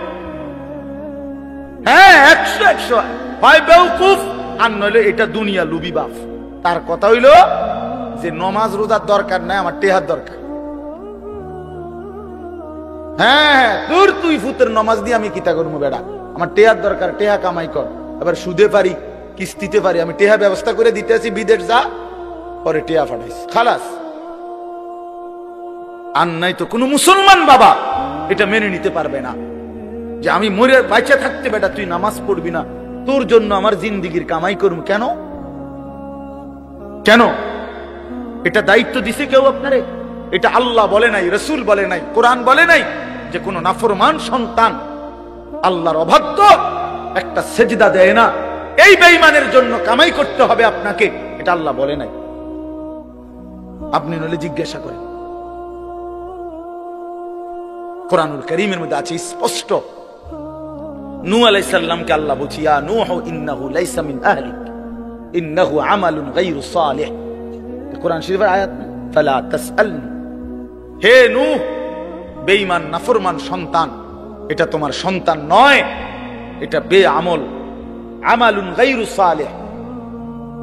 ফালা তাসআলনি, এমন বেঈমান সন্তানের জন্য তুমি আমি আল্লাহর কাছে কিছু চেয়েও না। সরাসরি কোরআন শরীফের আয়াত, সূরা হুদের মধ্যে আছে। আল্লাহ বলছে, মানা করছে নাফরমান সন্তানের জন্য কিছু চাইও না, সাবধান।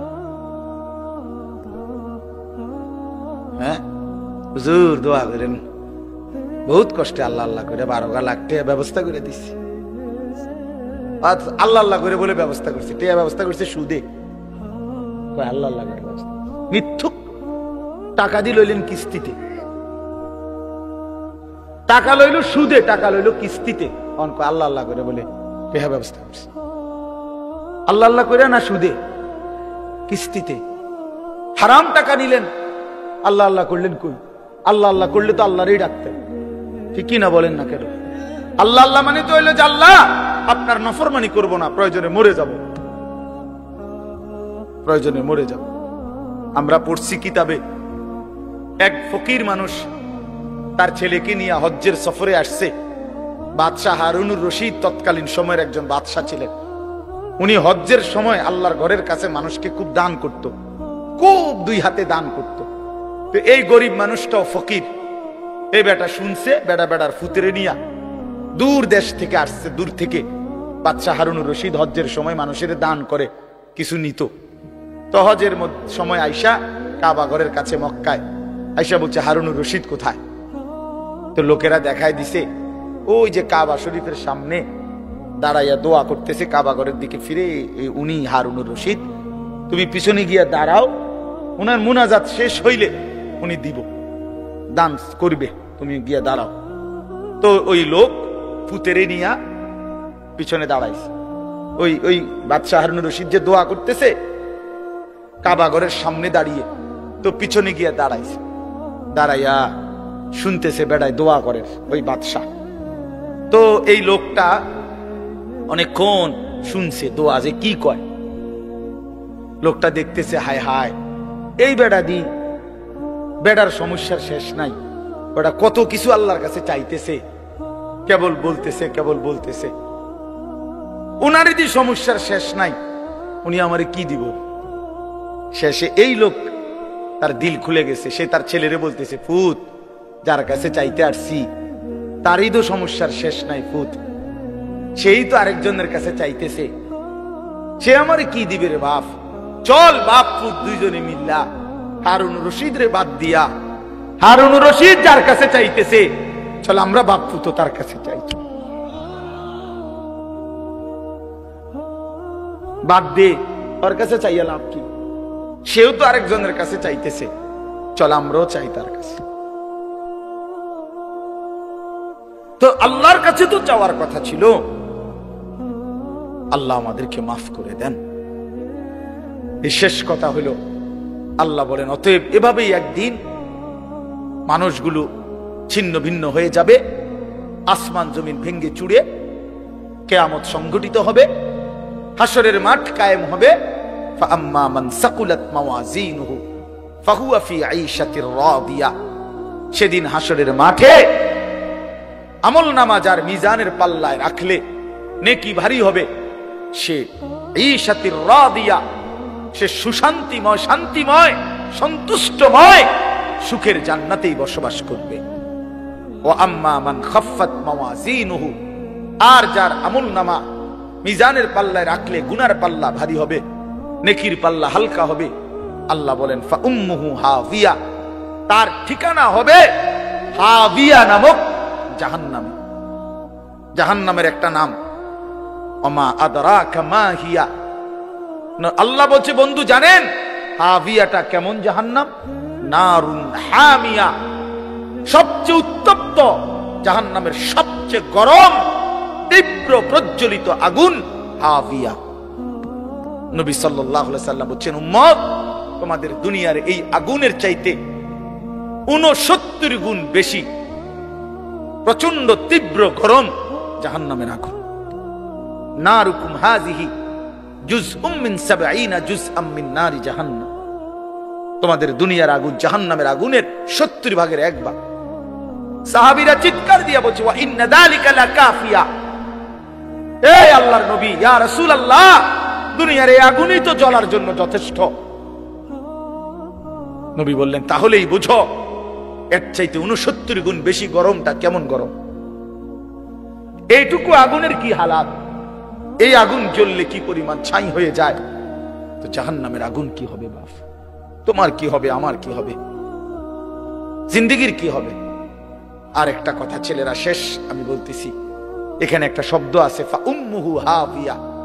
এই শব্দটার 2 অর্থ। এই উম্মুহু শব্দের একটা অর্থ হলো আল্লাহ তাআলা বলছেন এই যার আমল নামায় গুনার পাল্লা ভারী হবে তার ঠিকানা হবে হাভিয়া। আরেকটা অর্থ হলো ইয়াহবি রাসাহু ইলা হাভিয়া। অর্থ হইল আল্লাহ তাআলা বুঝাইতে চাইছেন যে নাফরমানের গুনার পাল্লা ভারী হবে, হাসরের ময়দানে ফেরেশতা তার চুল ধইরা তারে হেসরাইয়া নিচে নামাইয়া, ঘাড় নামাইয়া, এরপর লাথি দিয়া জাহান্নামে ফেলে দিবে। এইটার অর্থ এটা। তাফসীরে কুরতুবী, তাফসীরে ইবনে কাসীরের মধ্যে আমি নিজ চোখে পড়ছি। ইয়াহবি রাসাহু, ফেরেশতা টেনে ধরবে তার চুল, ধইরা তারে উঁচা থেকে নিচে নামাই দিবে, মাথা নামাইয়া ধাক্কা দিয়ে জাহান্নামে ফেলবে। এইটার অর্থ হইল, আমি এটার জন্য বলছি, এই তোমরা যারা এই চুল, এই বেঈমানদের মতো চুল রাখো যারা, এই মনে রাখো তোমার এই চুল ধইরা ফেরেশতা তোমার ঘাড় নামাইয়া বেইজ্জতি কইরা জাহান্নামে ফেলবে। এটা মনে রাখো। কারে দেখে চুল রাখলা? কোন বেঈমান রে পছন্দ কইরা চুল রাখলা বাবা? তুমি মুসলমানের বাচ্চা না? তোমার আল্লাহ নাই, তোমার রাসূল নাই, তোমার কোনো ধর্ম নাই, তোমার কোনো মা নাই, তোমার কোনো বাপ নাই, তোমার কোনো ইজ্জত নাই, তোমার কোনো সম্মান নাই। হিন্দুর কাছে হেরে গেলা কেন? ইহুদির কাছে হেরে গেলা কেন? খ্রিস্টানের কাছে হেরে গেলে কেন? বেঈমানের কাছে হেরে গেলা কেন?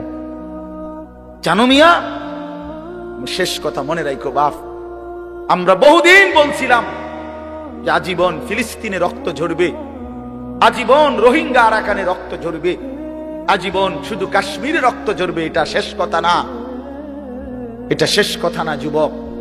আজকে ইসকনের গুন্ডারা বাংলাদেশের জমিনে, ইসকন নামে এই হিন্দু সন্ত্রাসীরা, হিন্দু গুন্ডারা ইসকনের নাম করে বাংলাদেশের জমিনে প্রকাশ্য দিবালোকে 92% মুসলমানের বাংলাদেশে, যেখানে ফজরের আজানের ঘুম ভাঙ্গে, যেই জমিনে লক্ষ লক্ষ কোরআন তিলাওয়াত হয়, যেখানে লাখ লাখ তালেবে ইলম আল্লাহর কোরআন মুখস্থ করে, যেখানে প্রতিদিন 5 ওয়াক্ত নামাজ হয়, আজান হয়, এই বাংলাদেশের সবুজ শ্যামল জমিনে প্রকাশ্য দিবালোকে ইসকনের হিন্দু বেঈমানরা, হিন্দু সন্ত্রাসীরা, উগ্রবাদীরা আমার বাংলাদেশের জলজ্জন্ত একজন অ্যাডভোকেট মুসলমানকে সাইফুল ইসলাম আলিফ নামে তারের প্রকাশ্য দিবালোকে জবাই করে ফেলছে, জবাই করে ফেলছে।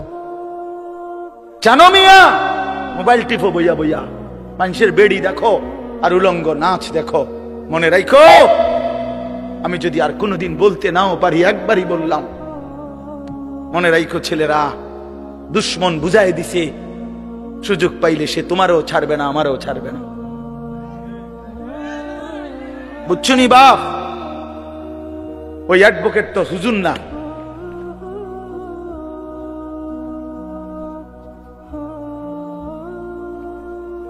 ওই অ্যাডভোকেট তো হুজুর না। তাইলে ভাইয়া আমার, তোমরা যদি চরিত্রহীন হও, তোমরা যদি নামাজ না পড়ো, তোমরা যদি আল্লাহকে রাজি খুশি না করো, কেমন হবে ভাইয়া? বলো ভাই, ছেলেরা বলো আমার। আজকে আমরা এখানে এত 20 কোটির চাইতে মুসলমান, আমরা এত বিপুল জনগোষ্ঠী, আমরা মুসলমান, অথচ ভারতের বেঈমানরা আমাদেরকে আর কি আটা, আলু আলু পেঁয়াজ, পেঁয়াজের ধমক দেয়, পেঁয়াজ বন্ধ করে দিবে, আলু বন্ধ করে দিবে। শোনেন নাই আপনারা? ইন্ডিয়ার বেঈমানরা বলছে মুসলমানের এই বাংলাদেশে আলু বন্ধ করে দিবে, পেঁয়াজ বন্ধ করে দিবে।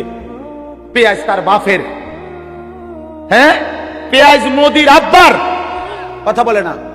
আলু আলু ইন্ডিয়ার আব্বা উৎপাদন করে। বেটা, তোদের ইন্ডিয়ার মানুষকে পেঁয়াজ আলু দেয় যিনি, তিনি তো আমাদের আল্লাহ। তোর কে বেঈমান? তোর কে?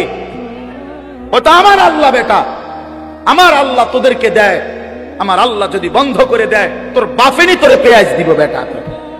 তোদের পেঁয়াজই তো আমাদের মালিকের দয়ায়। হেরা আমগরে টিটকারি মারে, টিটকারি মারে। ইন্ডিয়ায় চিকিৎসা নিতে দিবে না, আমরা বাংলাদেশে সব সিরা খাই বইয়া বইয়া। আমরা দেশে হসপিটাল নাই, আমাদের দেশে ডাক্তার নাই, আমরা সব কি ফকির। আমরা তোমার দেশে যাইতে হবে। আমরা 110 কোটির ভয় দেখায়া কোনো লাভ নাই। 110 কোটি হিন্দু আমরা ভয় করি না, 210 কোটিও আমরা ভয় করি না।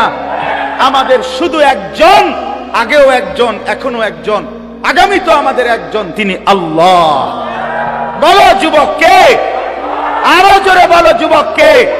দাঁড়াও নওজোয়ান, দাঁড়াও, বলো, স্লোগান দাও, আল্লাহু আকবার, আল্লাহু আকবার। বলো জওয়ান,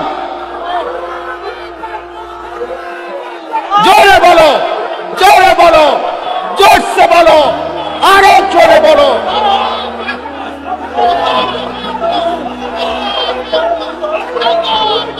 আল্লাহ বড়, আল্লাহ বড়।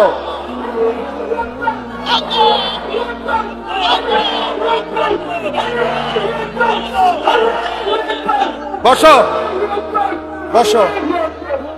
আল্লাহ বড়, আল্লাহ বড়। এদেশ ইসকনের না, এদেশ মুসলমানের, এদেশ কোরআনের। আমরা আজান দিয়ে ঘুম থেকে জাগি, তোদের মতো বেঈমান ভ্যাঁ ভ্যাঁ করো, তোদের এসব ভ্যাঁ ভ্যাঁ শুনে আমরা জাগি না। আমাদের জমিন আজানের জমিন, আমাদের জমিন কোরআনের জমিন, আমাদের জমিন ইসলামের জমিন। কোন বেঈমান যুবক তোমাদের কাছে আমার আমানত। হাইরা যাবা না মুসলমান। ইমানদার হারে না, ইমান মরে যায় না, ইমান মরে না। ইনশাআল্লাহ তোমরাই আগামী দিনের জন্য এই স্বাধীনতা সার্বভৌমত্বের বাংলাদেশের প্রতি ইঞ্চি জমিন হেফাজত করবা তোমরা ইনশাআল্লাহ। বলো ইনশাআল্লাহ। আমি আমানত দিলাম তোমাদের কাছে।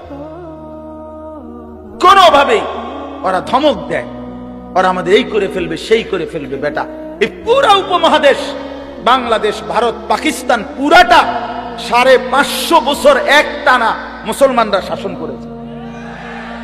কারে হুঙ্কার দাও? হ্যাঁ, কারে দাও বেটা? 110 কোটি হিন্দু হয়ে গেছে, 130 কোটি হিন্দু হয়ে গেছে। কি হয়েছে বেটা?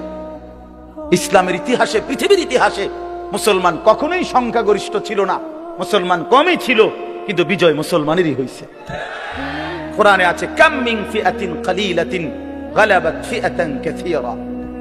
কম সংখ্যকে বিজয় লাভ করেছে অধিক সংখ্যকের উপরে।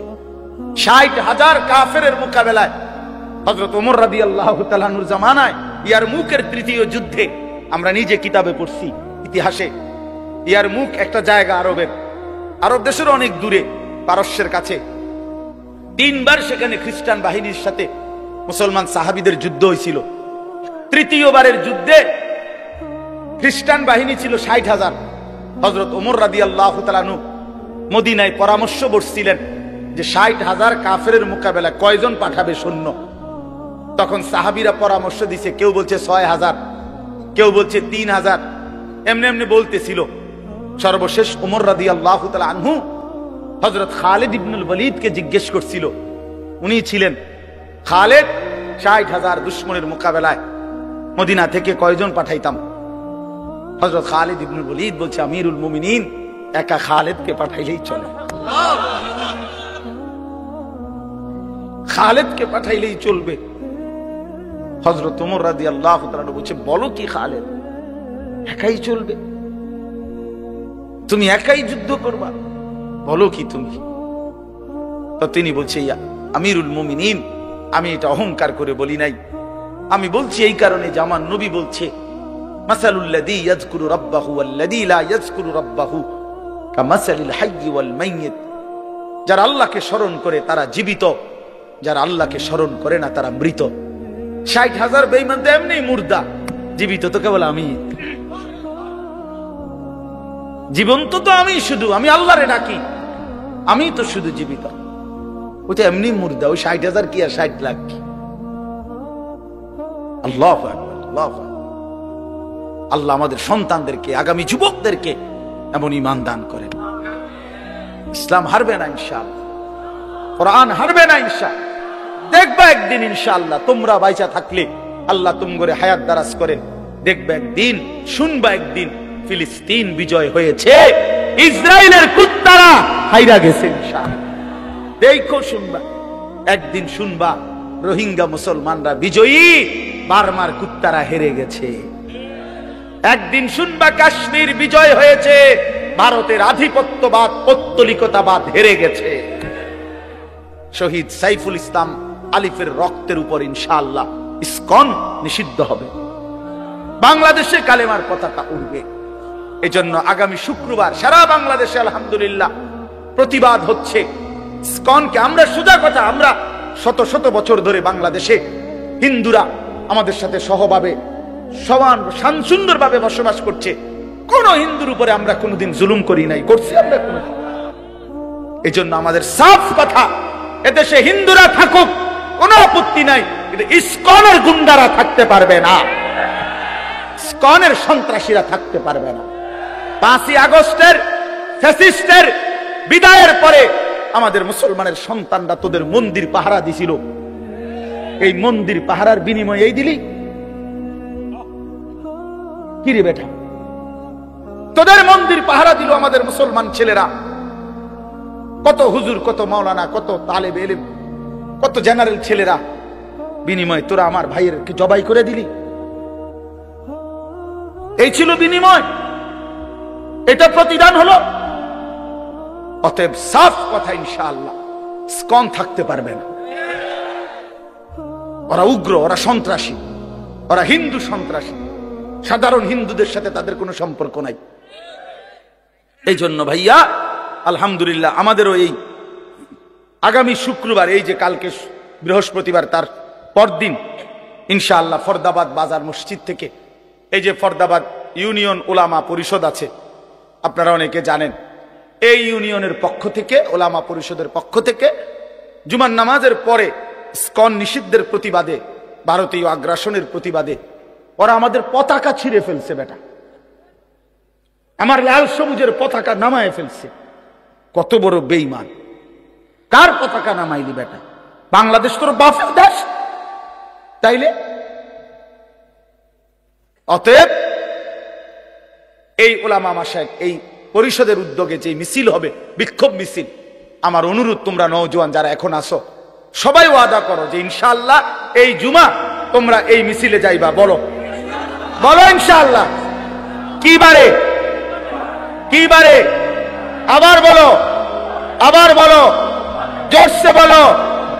হ্যাঁ, মাশাআল্লাহ, আল্লাহ তৌফিক দান। আমি বললাম তোমাকে ইনশাআল্লাহ, আল্লাহ তৌফিক দান করেন, আল্লাহ কবুল করেন। আমাদের প্রিয় রাহবার, আমাদের জাতির কায়েদ, আমাদের স্বপ্ন, আমাদের আশা আকাঙ্ক্ষার কেন্দ্রস্থল হৃদয়ের সবটুকু গভীরে আমরা যাকে ভালোবাসি, আমাদের সেই আধ্যাত্মিক এবং আগামী দিনের বাংলাদেশে যাকে সবচেয়ে বড় সম্ভাবনাময় আমরা মনে করি, আমাদের সিংহ শার্দুল, আমাদের গর্জন, আমাদের হুঙ্কার, আমাদের অহংকার আল্লামা মামুনুল হক দামাত বারাকাতুহুল আলিয়া হযরত অসুস্থ, অনেক অসুস্থ, হসপিটালে চিকিৎসাধীন আছে। প্রিয় বন্ধুর, প্রিয় নওজোয়ান, প্রিয় রাহবারের জন্য তোমরা সবাই দোয়া করবা, মামুন যেন মামুন হয়ে যায়, আল্লাহ যেন তাকে মামুন নিরাপদ করে দেয়। তার প্রতিটা আওয়াজ, তার প্রতিটা শব্দ, হুঙ্কার লাখো কোটি যুবকের কলিজা নাড়ায় ফেলে। তিনি যখন আওয়াজ করে তখন বাঘের গর্জন শোনা যায়। মামুনুল হক যখন দাঁড়ায় তখন মিছিল হয়ে যায়। মামুনুল হক যখন হাঁটতে থাকে তো লাখো মানুষের জমায়েত পিছনে ছুটতে থাকে। আল্লাহ তাআলা তাকে সিহতে আফিয়া দান করেন। আল্লাহ তাআলা আমাদের সবাইকে ঈমান ইসলামের জন্য কবুল করেন। জীবন তো একটাই, মরতেই হবে যখন, শহীদি মরণ দিও আমাকে, মরেই তো যাব বন্ধু, আল্লাহর জন্য জান দিয়ে যদি মরে যাই কোনো সমস্যা, কোনো সমস্যা। আমার পুতের লগত আমি বুঝাপড়া করে লইছি, কইয়া রাখছি, পুত গেলে গেছি আমি, কোনো অসুবিধা নাই বাপ, আগামী দিনে তুই লড়বি ইসলামের জন্য বেটা। আল্লাহ আমাদের প্রত্যেককে কবুল করেন, এই মাদ্রাসাকে কবুল করেন, এই মাদ্রাসার তামাম জরুরত আল্লাহ তাআলা। সুবহানাল্লাহি ওয়া বিহামদিহি, সুবহানাকাল্লাহুম্মা ওয়া বিহামদিকা। হ্যাঁ জি বলেন। আলহামদুলিল্লাহ, আপনারা কেউ দোয়া না করে উঠবেন না, দোয়া না করে উঠবেন না। এর চেয়ে হতভাগা কেউ হইতে পারে না। এত বড় বেয়াদবি আমরা কেউ করবো না। হযরতের এত সওয়াল করবো, হৃদয় গ্রাহী বয়ানের পরে এরপরে কি একবার হৃদয় কম্পন সৃষ্টি হয় নাই? একজন মানুষ হতো না। আমি 2 মিনিট লাগবে ইনশাআল্লাহ, 2 মিনিটের ভিতরে আপনাদের প্রান্তীয় জামিয়া ইসলামিয়া দারুল উলুম পূর্বহাটি বড় মাদ্রাসা মুহাম্মদ ওয়া আলা আলি মুহাম্মদ কামা সাল্লাল্লাহু। আমার একটা 1 মিনিটের অনুরোধ হইল, মাদ্রাসার মুহতামিম সাহেব হুজুর এবং মাদ্রাসা কমিটির যারা সদস্য আছেন, আমার আপনাদের কাছে অনুরোধ হলো, ওস্তাদদের বেতন বাকি রাখেন না। আপনাদের কাছে আমার এটা অনুরোধ, অল্প কয় টাকা বেতনই হয়, সেটা যেন সবার আগে প্রাধান্য দিয়ে অগ্রাধিকার ভিত্তিতে আসাতেজায়ে কেরামের বেতন আপনারা পরিশোধ করে দিয়েন, তাইলে এটা বরকত বেশি হবে। আল্লাহ তাআলা তৌফিক দান করেন। জি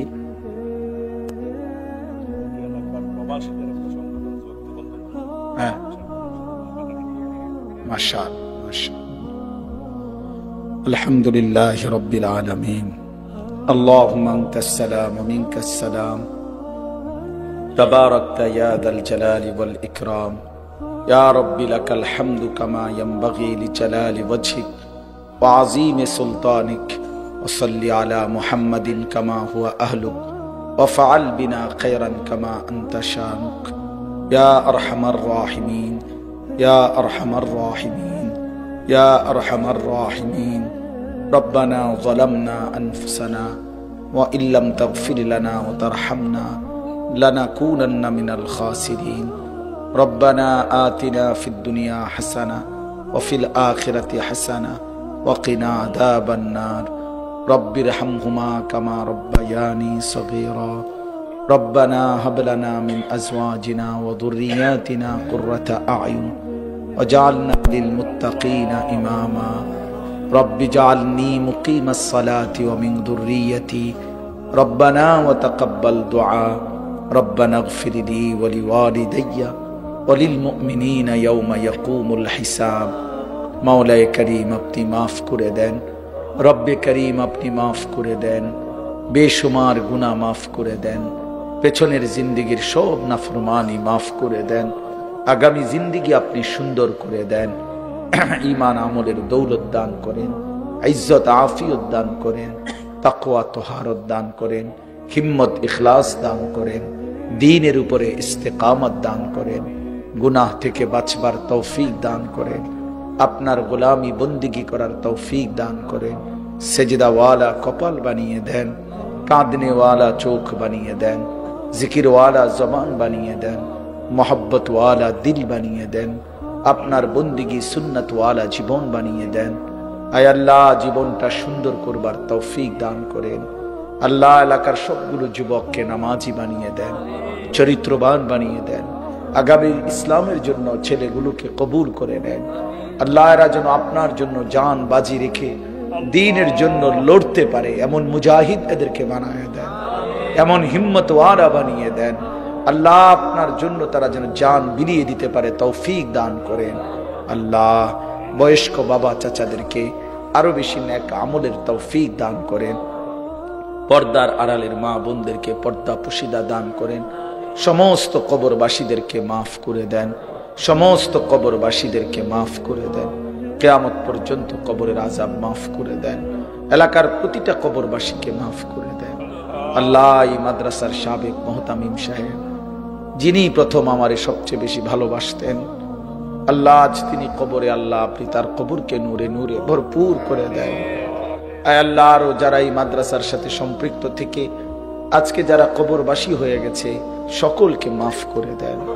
এত পুরাতন মাদ্রাসায় কত মানুষ দান করেছে, সহযোগিতা করেছে, আজ তো এমন অনেকেই নাই মাওলা। আল্লাহ, আপনি প্রত্যেকের কবর নূরে নূরে ভরপুর করে দেন। মাদ্রাসাখানা কবুল করে নেন, মাদ্রাসাখানা কবুল করে নেন, মাদ্রাসাখানা কবুল করে নেন। কিয়ামত পর্যন্ত কায়েম দায়েম করে দেন। আল্লাহ, মাদ্রাসার তামাম জরুরত আপনি পূরণ করে দেন, অভাব দূর করে দেন। আরো বেশি আল্লাহ, আপনি সমস্ত মুশকিল, সমস্ত পেরেশানি আসান করে দেন। ছাত্র মিলায় দেন, উস্তাদ মিলায় দেন। এলাকাবাসীর দিল মাদ্রাসার সাথে মদিনার আনসারদের মতো বানিয়ে দেন। আল্লাহ, আপনি কবুল মনসুর করে নেন। বর্তমান মুহতামিম সাহেব সহ আসাতেজায়ে কেরাম সকলকে কবুল আর মনসুর করে নেন। আল্লাহ, ইখলাস ও তাকওয়া দান করেন। ছাত্রদেরকে হাফেজ, আলেম, মুত্তাকি, আরিফ, রব্বানি হিসাবে কবুল করেন। অনেক উলামায়ে কেরাম, মসজিদের ইমাম, আশপাশের মাদ্রাসার আসাতেজায়ে কেরাম অনেকেই ভালোবেসে এসেছে মাওলা। সমস্ত উলামায়ে কেরামকে হায়াত দারাজ করেন।